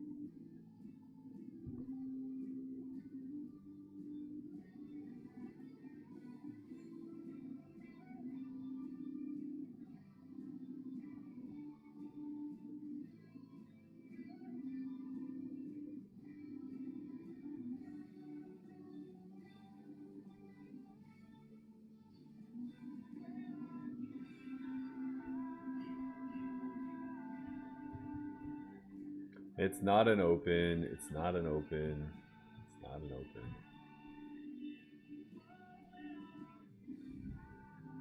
Brian Roy says, watched last night's Mastermind on ICM. Great stuff. Do we know of books or other written material covering ICM? Want to read up before homeschool? Best resource for ICM, I believe Dara Okiri has written a pretty decent book on it. Look into that, perhaps. I know he has a good satellite book. I'm not really entirely sure. ICM is a bit of a conundrum. People don't really understand it all that much.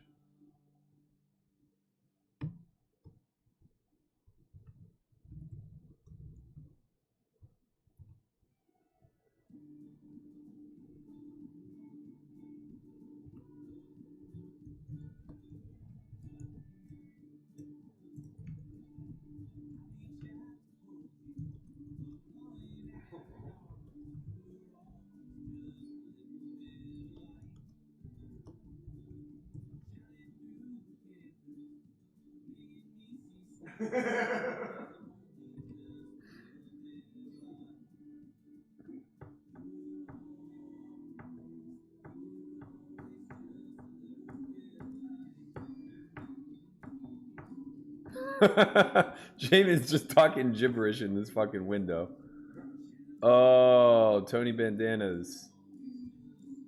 Do you get... No, we have to play good. We gotta play good, guys. Come on. Come on. We gotta play good.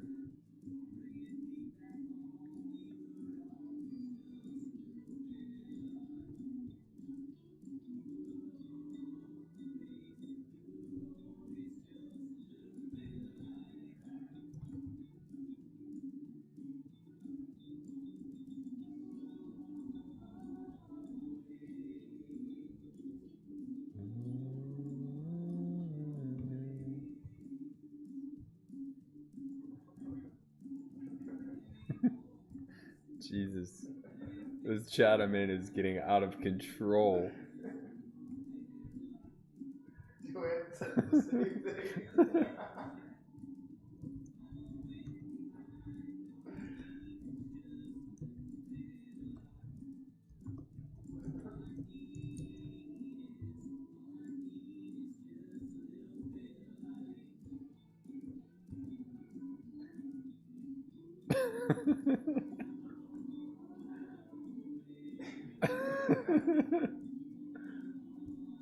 Oh, man.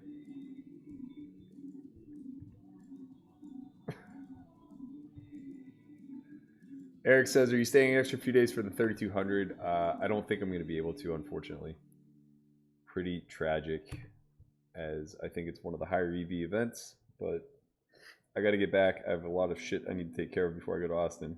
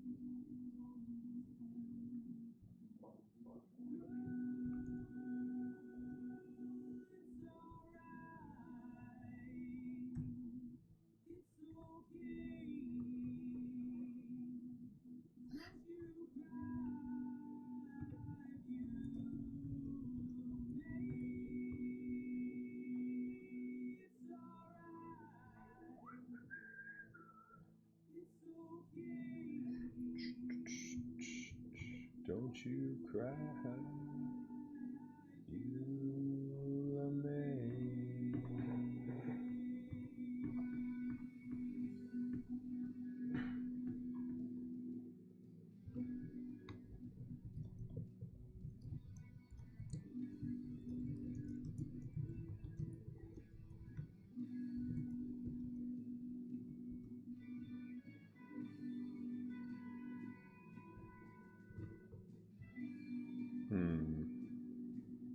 Okay.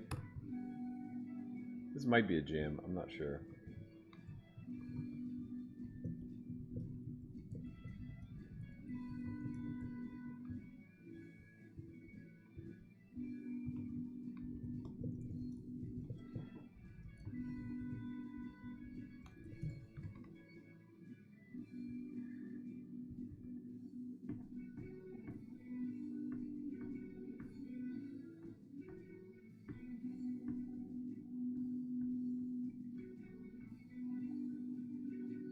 Alright, we'll keep checking.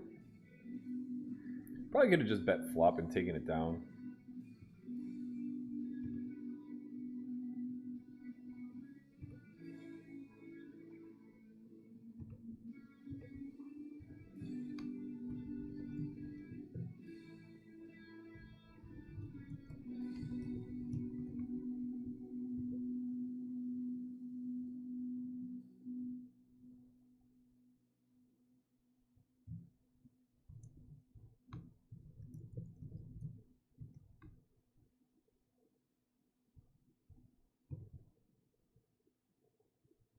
Probably should jam pre, I guess.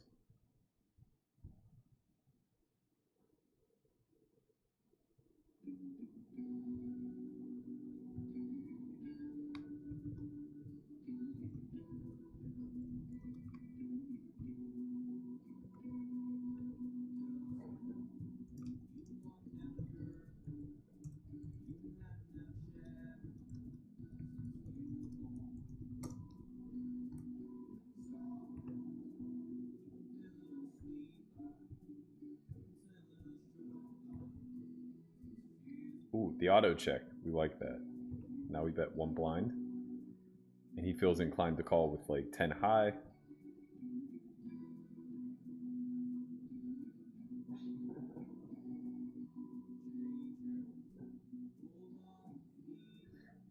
I think we'll be limping here.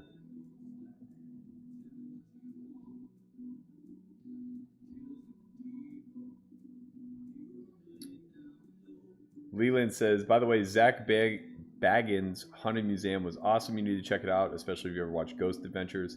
I actually used to play poker with him. He used to play at the Tropicana in this 2-5-10 no cap game back in the mid 2010s, I guess is how you would say it. Hello, that's good.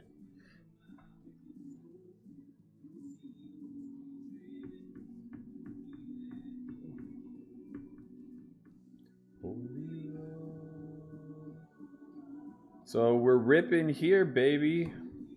We ripping.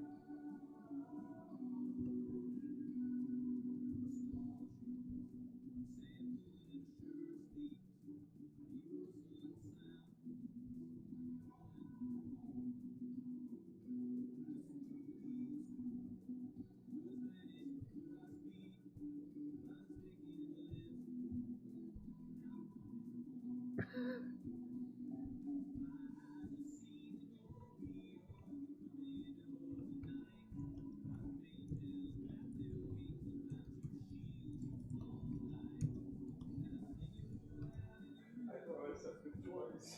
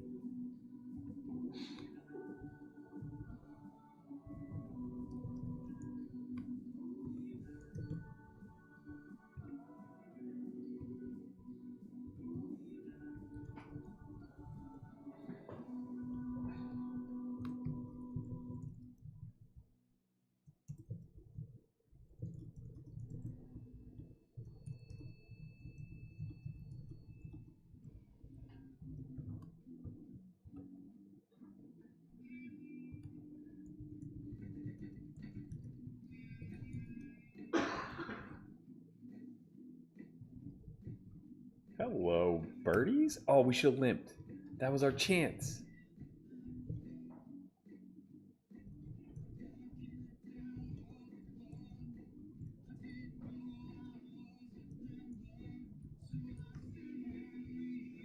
All right, let's get him. So you got to bet one blind with good hands too. Ooh, he's got a fat bounty.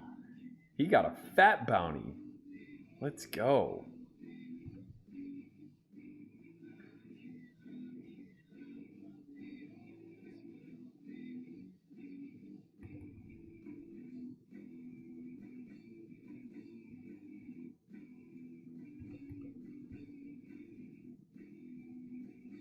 God damn it!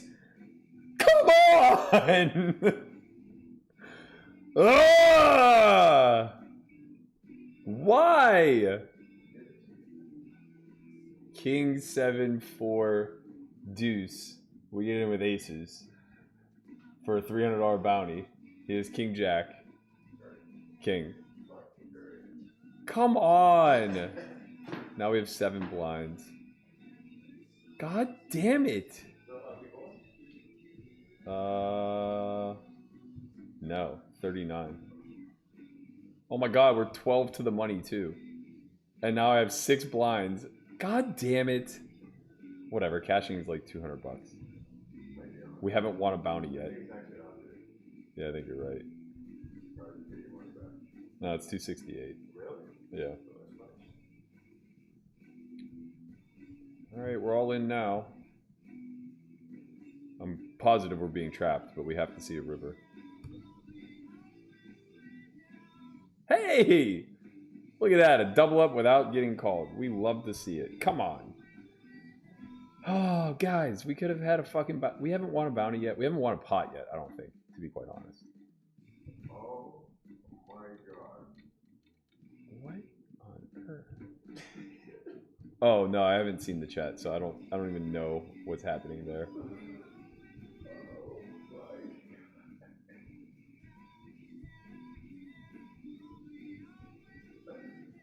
I'll look back in a minute.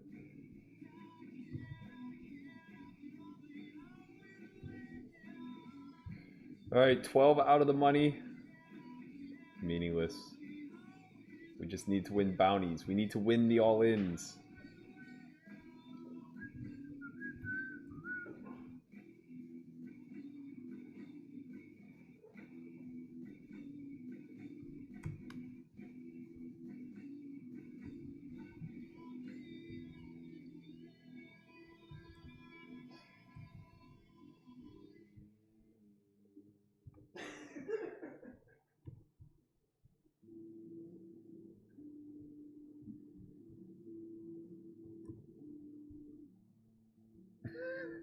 I just keep looking up and seeing that gif.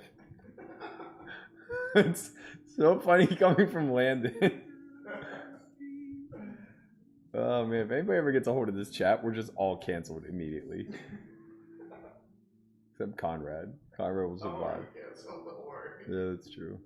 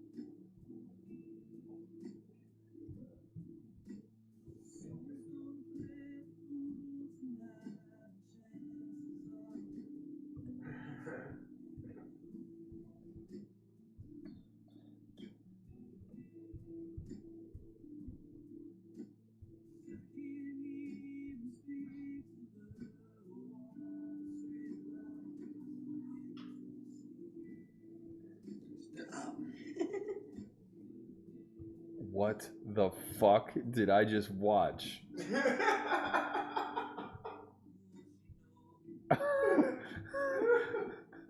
Oh my god. That's so fucking sick. Oh man, I need new friends. I need new friends. This is so disgusting.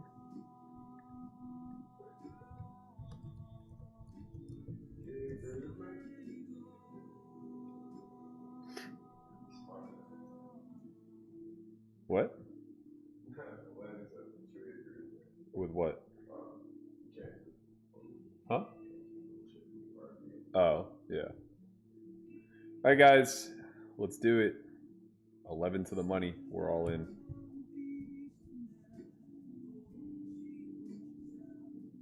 With the time. Can't believe we're even in this situation. We had the aces when they mattered the most. Oh baby, let's go. Club. Turn them down. Jesus Christ, club! Club, queen, king, let's go! Let's fucking go! Could you imagine? Could you imagine us losing there? These fucking guys.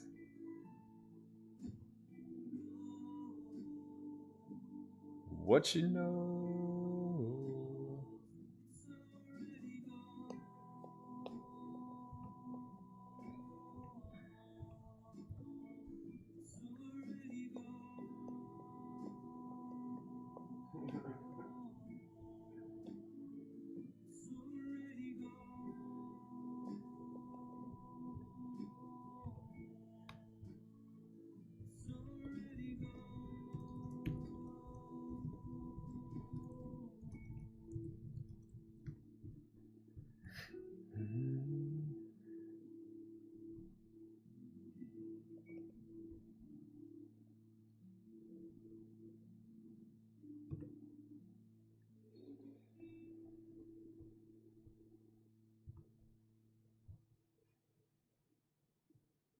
Don't worry, guys. We're still fighting. Somehow we have 20 blinds. I can't believe this.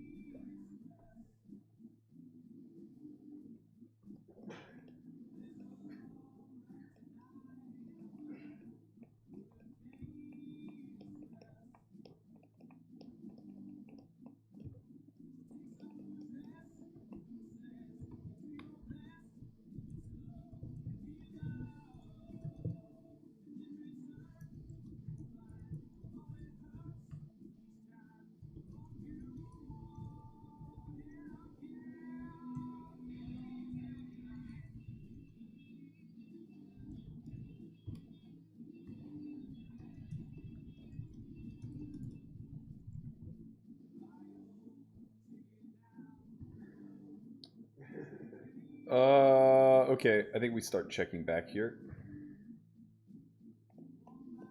Not a great turn. Not a great turn at all.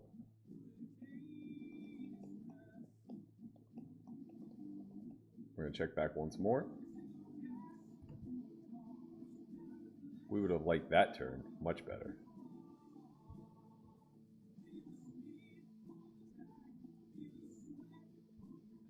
Win one time. We win! Let's go. These guys just don't bluff enough. Crazy.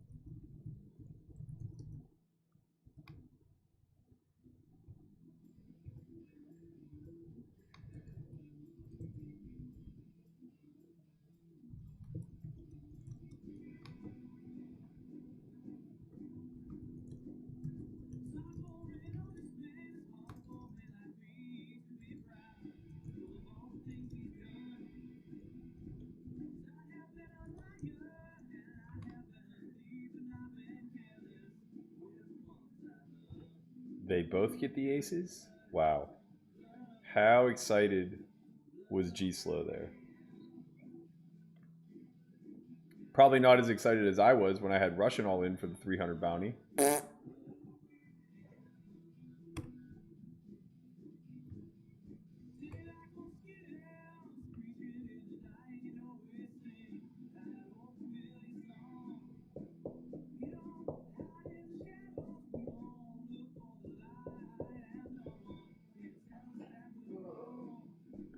We are back, baby. Blood on our hands.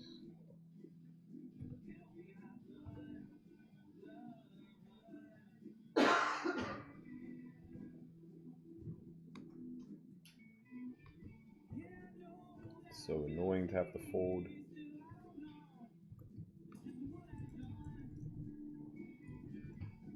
God, we just scoop everybody. Coward. Absolute coward.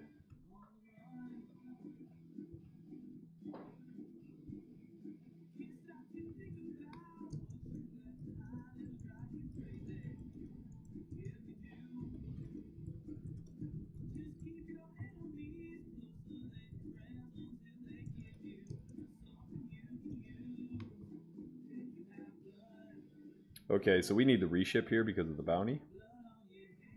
That's clear.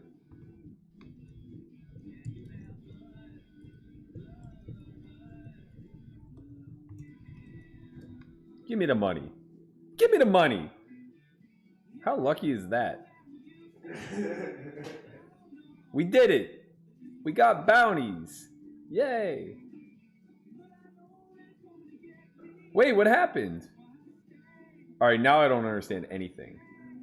I just busted a guy with 250 in his bounty. And my bounty didn't change. Why?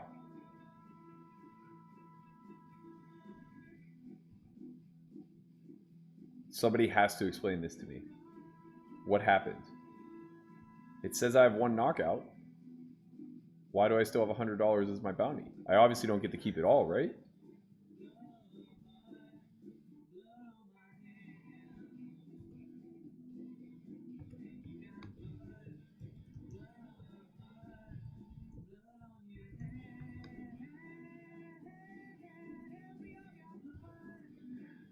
Conrad, why didn't I get the bounty? Why? I busted a guy with a $250 bounty. Okay. My bounty still says 100. Wait a second. I'm still waiting. There's 2 hands that have taken place. Yeah. Go look at the lobby. It's probably there. Yeah, it took a while to find it.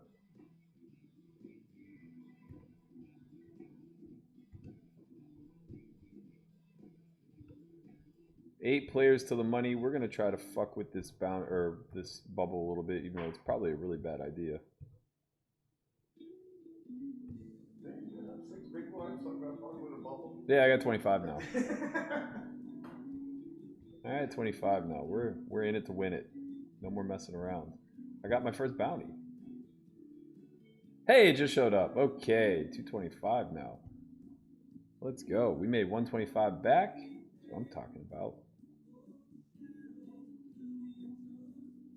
Yeah, man.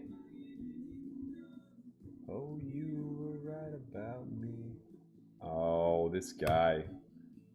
He fucked with us.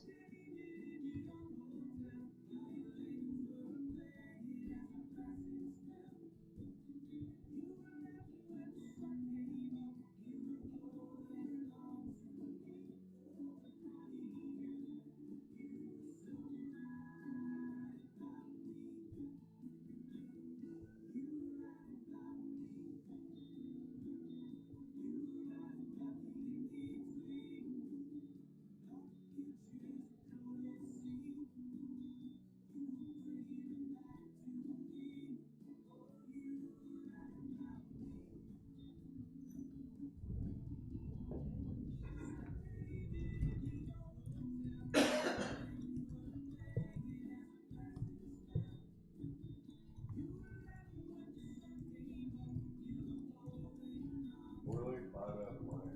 Since 5 out of money, I've never seen the stupidest shit in my life. In the bracelet? Yeah. I think we just call here. Probably not a jam when we're the one who is covered. Although he's supposed to call lighter, right? I just don't know what to do with exactly ace-10 suited and 20 blinds, apparently. I think it just plays call, though.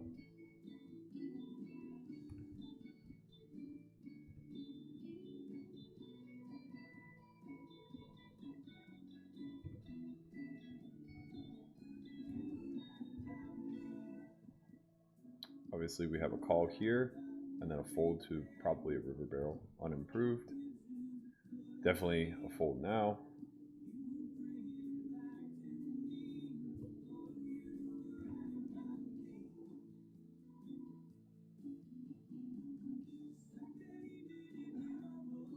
That's annoying.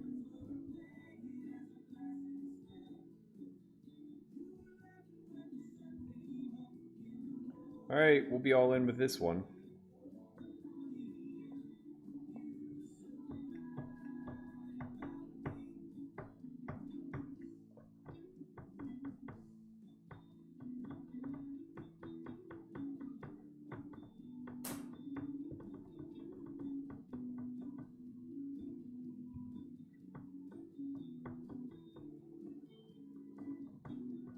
Like it never happened.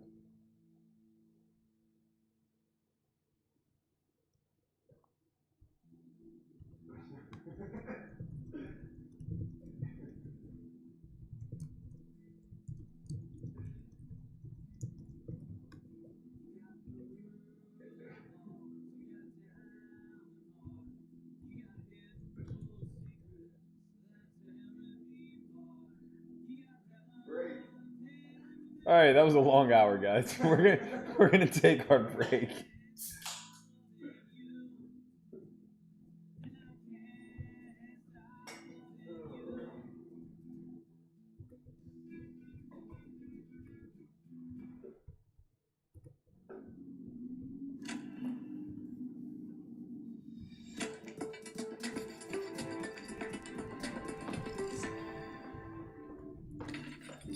Expected value, or EV for short, is the driving force behind all poker decisions. It tells us how much we expect to gain or lose in the long term with every decision we make. What makes EV difficult to understand and apply is that we must overlook the results of each individual hand and instead imagine that each hand of poker is playing out an infinite number of times. Our EV is a function of all possible outcomes on the infinite spectrum as opposed to one specific outcome we've observed. EV is connected to equity, but it's not the same. Equity is a measurement of how often our hand or range is likely to win its showdown. It's measured in percentage. EV is measured in dollars, big blinds, euros, yen, Dogecoin, anything with monetary value. While equity is a major variable in our EV, it doesn't act alone. The current pot size, stack sizes, positions, and betting options all contribute to our EV in a variety of ways. Let's examine a simple scenario. Imagine we're on the river with a hand like middle pair, and we expect our hand to be the best 50% of the time against our opponent's range of hands. Since there are no more cards to come, this means our hand has 50% equity. There's $100 in the pot, and our opponent bets 100. Should we call? Let's calculate the answer. First, we list the two potential outcomes if we call. We call and win, or we call and lose. And then we establish the probability of each outcome. We win 50% of the time, and we lose 50% of the time. Next, we establish the value of each outcome. If we call and win, we get the $100 in the pot, plus the $100 bet. If we call and our opponent wins, we have lost that $100. Now multiply those values by their likelihood to occur. If we win, it's $200 50% of the time, or plus 100. If we lose, it's $100 50% of the time, or minus 50. Finally, add the two together to create the average outcome. This is the value we expect, and we get an EV of plus $50. Clearly, we should make this call on the river, as it's profitable on average. Note that in this particular spot, the maximum EV from this call is $200. Without raising and increasing the pot size, the best possible scenario is that we always win that $200 in the pot. On earlier streets, calculations like these are more complicated because there are so many different possible events on the remaining streets.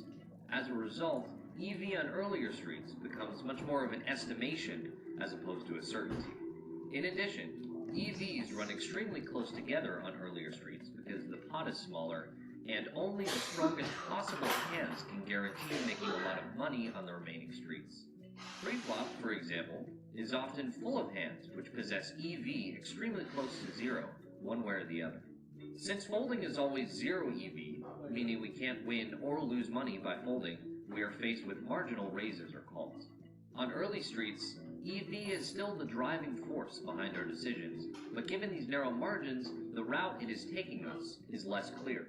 We can use technology such as solvers to calculate the EV of complex strategies with multiple streets left. but even the solvers require input from us in order to perform the calculations. Determining where our EV gains and losses are coming from is the essence of getting better at poker. It's a learning process that never ends, no matter how long you've been playing. The more you understand EV and how it works, the easier it will be to identify strategic edges over your opponents. Do that, and you'll be well on your way to the ultimate goal in poker, maximizing the expected value of your decisions.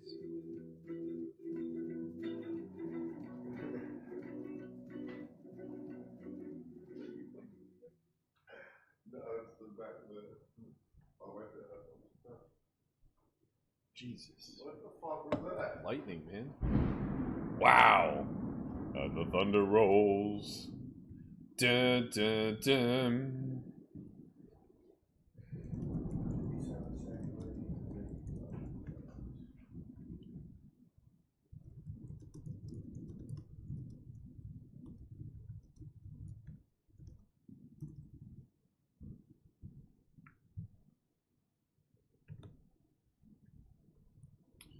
All right, again, that was Quick Studies. Check out Solve4Y TV. Solve4Y.io. You can watch all of this for free, the entire curriculum. You can watch all that we have to offer. Oh no. Did I just play that whole thing without putting it on screen? I did. I'm sorry. My apologies. I have OBS in studio mode. Well, at least you got to hear it. It's a great script. If you actually want to check out the animation, head over to solve4y.io. You can do that for free. Just sign up for the free roll access pass. If you want to test the site and see what we have to offer, just use sign up code. Free month AUG, and you'll have access to the entire thing for 30 days.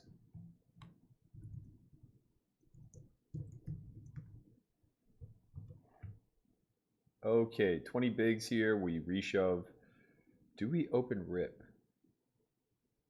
I don't think so. I kind of dig limping because we don't want to get jammed on. Kind of into it.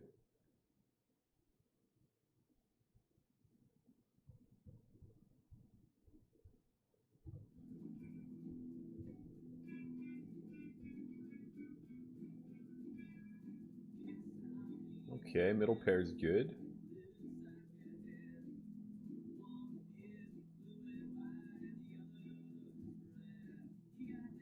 Half pot is weird, or more actually.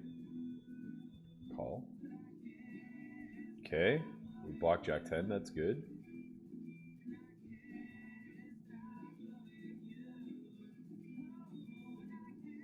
Don't think there's any reason to jam, we just call.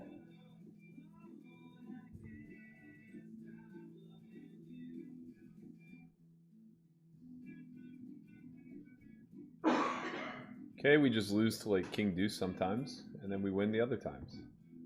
Yeah, that hand's gonna beat us. Erg.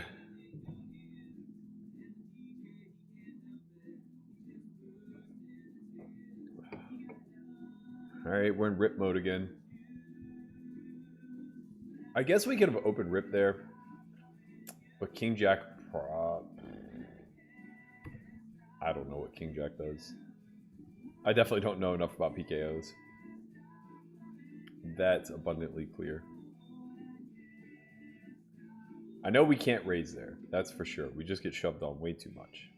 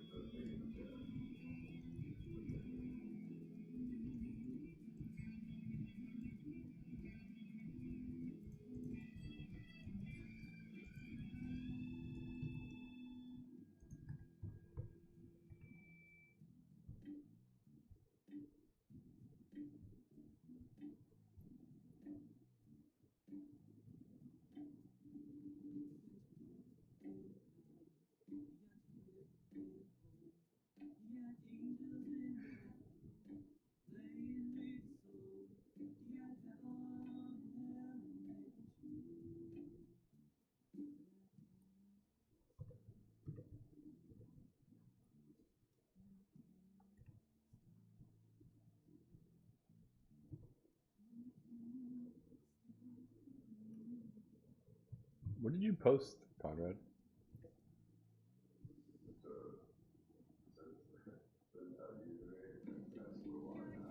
For what though?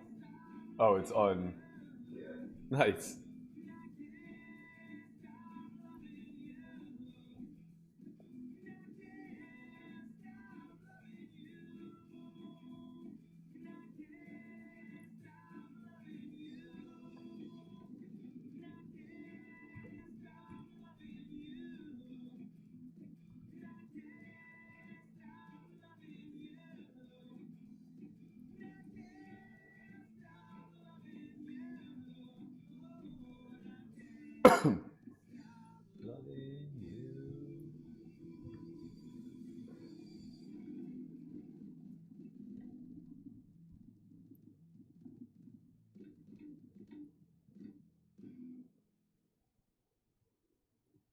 What up, Tweak? He said, Berkey, I hate everything about WSOP PA. How about you? I actually love it. I think the software is great.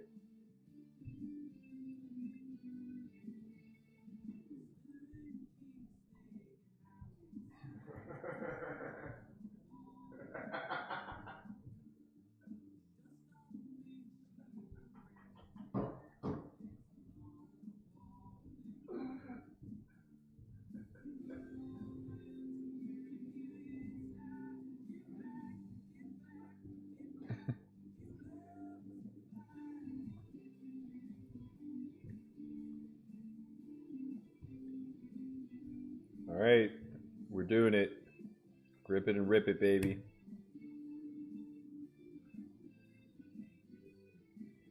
If we lose this hand, I'm going to go on a river walk and hope for a lightning strike. All right, we did it. Got it through. I don't think we wanted to get it through, though. We just want to get chips so we can start winning some fucking bounties, man.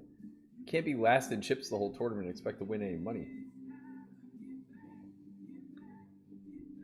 All in, baby! Come and get it. Jesus Christ. Yes! Yes! Yes! Lessons learned. We're coming for you. Oh, he thought he had $225, didn't he? No, no, no. Back up to 23 bigs. How do we do it? How do we keep finding doubles? I don't know.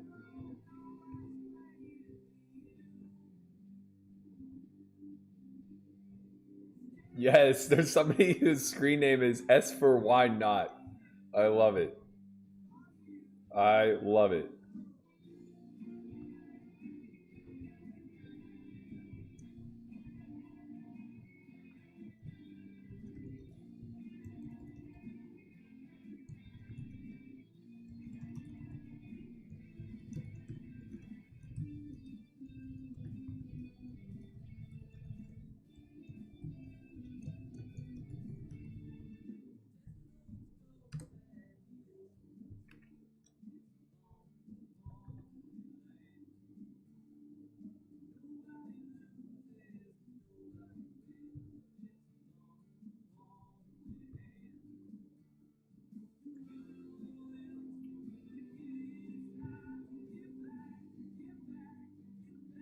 You long to fire.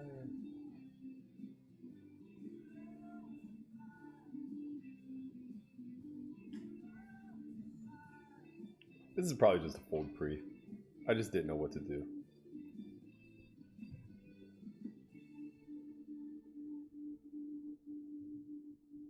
Now I think we have to stab.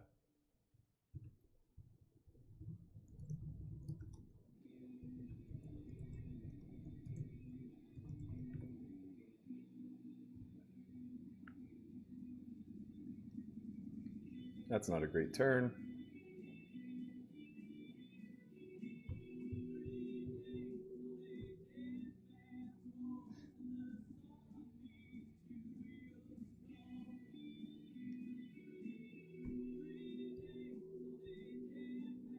Do we win?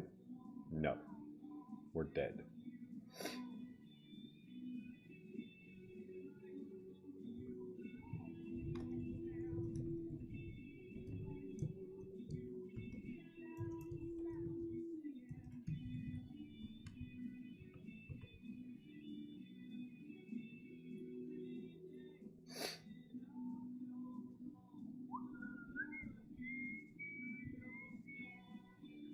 So it looks like 24 places pay. There were 191. Okay, that's pretty good. Like 12.5%.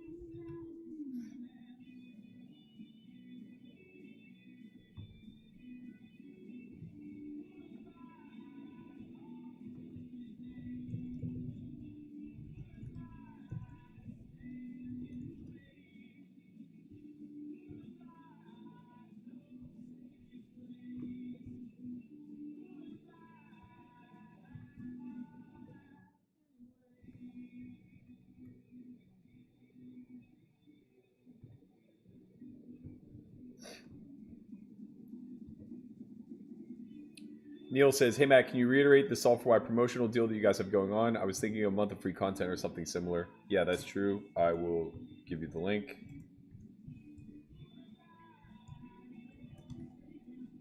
Ooh, 2 jacks. Let's go.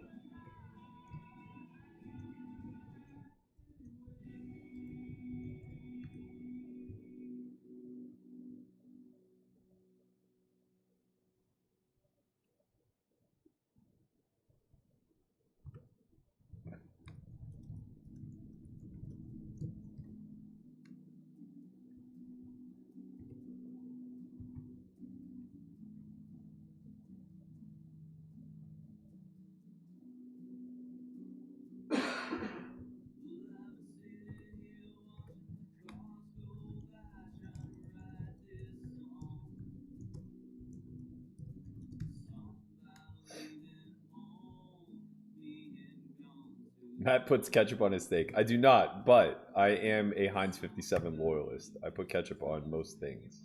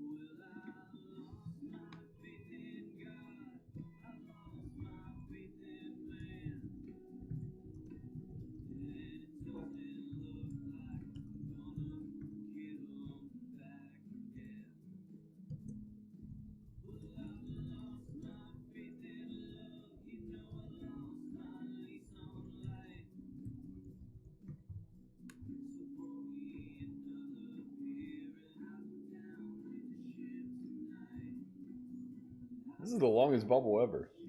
Not that it matters, but...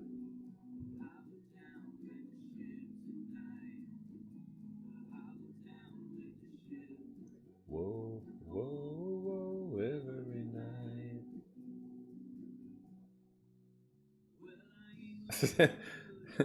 Pin says, you should have seen what he ate every day in college. Peanut butter, crackers, butter beans, and boiled chicken puke. I gotta tell you, man, outside of the crackers, not much has changed.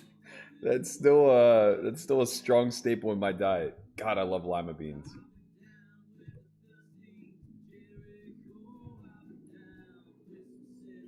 Mexico.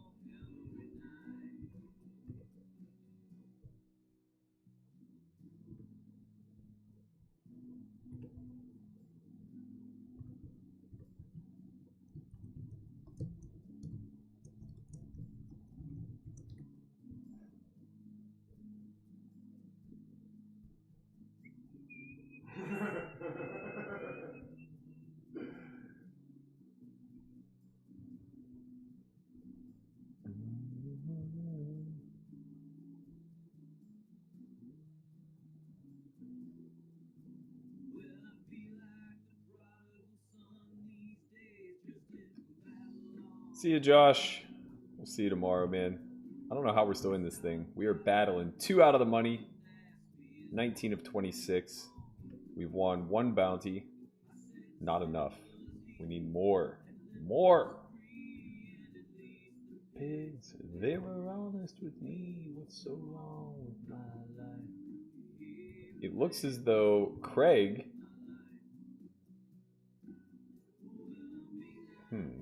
Interesting. How is that a thing?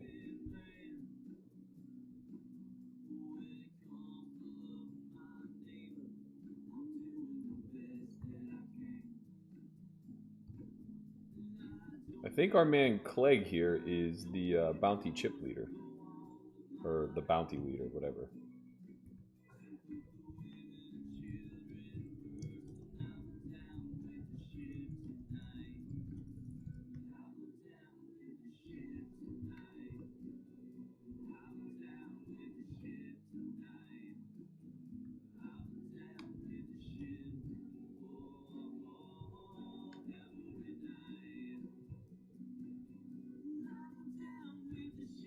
Okay, freebie.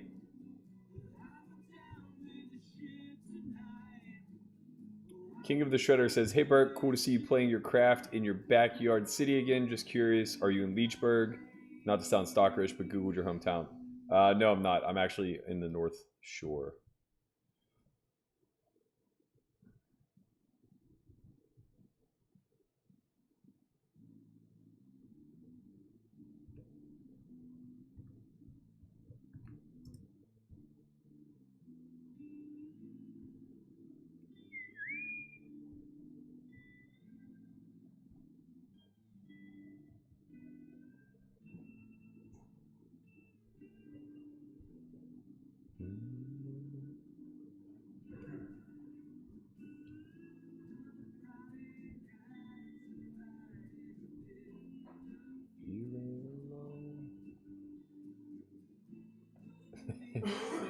Gregory Deckelman says, yes, Matt thinks ketchup is a food group. You're not far off, man. When I was a kid, I lived off of ketchup sandwiches. I was poor, and I ate condiments on bread.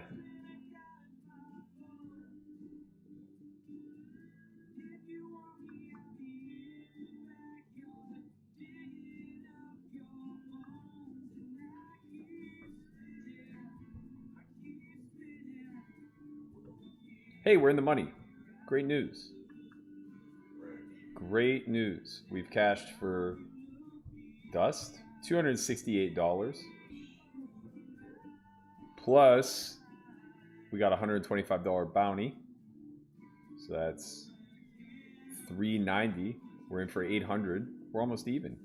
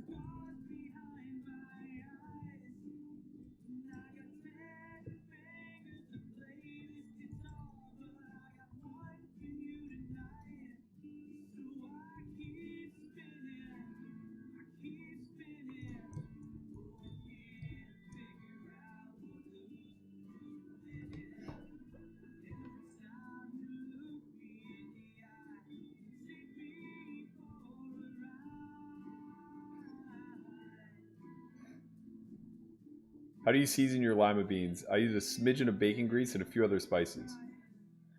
Yeah, I use some spices. I use butter. And a lot of it. Lima beans are basically just a conduit for butter.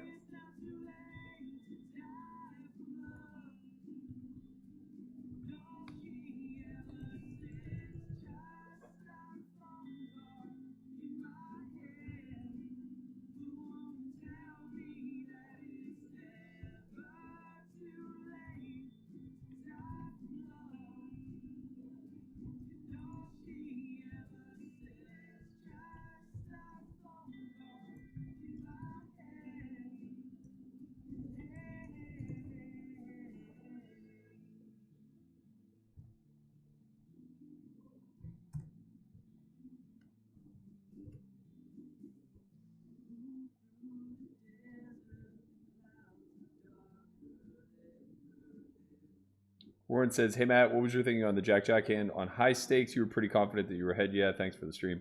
Speaking of jacks, you just willed them into fruition. Here we go. Let's go, baby. My thinking was that because of the straddles, we were only like 100 blinds effective or 150 blinds effective. Jake is pretty loose aggressive and open from late position, so I should be ahead. Come on! The fucking tens! We had him dominated! When do we ever win? God bless it! We won $400. Woohoo! $400. We were in for 8. That's not good enough. Okay, team. Well, now I'm wired. And there's nothing to do. There's no cash games running. Are there? Nope. There are no cash games running. We're going to call it. All right, I'm going to get to work. Thank you guys so much for tuning in to the stream. I appreciate you guys as always. Per the many times I've plugged it, be sure to check out Solve for Y TV at solvefory.io. Use sign-up code FREEMONTHAUG, and you'll get a free 30 days to check out our product and tell us what you think. Let me know if you like it or not. If you're planning on playing the WSOP this fall, we are doing a prep course for the majority of September. It's going to include myself, Landon Tice, Matt Hunt, possibly Andrew Brokus, definitely Jesse Sylvia, definitely Russell Thomas, and definitely the Mad Queen himself doing all the ICM work. It's going to be a 3-week course, 12 lessons. You can check out the syllabus here if you're curious, and you can check out the link to sign up here at solveforytv.io. Use the sign-up code. What is the sign-up code for this stream? S4Y stream $250 to save 20% off of that. We're going to take signups right up until the last day, so no rush. Just know that it is something we're going to offer, and I anticipate that it's going to be really well done. I'm really happy with how the syllabus turned out. I'm very pumped to have a team as strong as we have presenting the topics. Everybody's kind of like funneled into their niche, the area of tournament poker that they are best at. So I really do think this is going to be a really worthwhile course, as it is geared and optimized for exactly WSOP events. We'll be back tomorrow.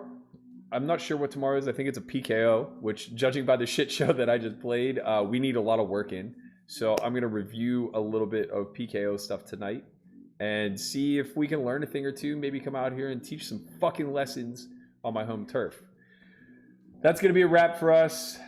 Thank you guys, as always, for joining. I appreciate you. So long, farewell, and good night.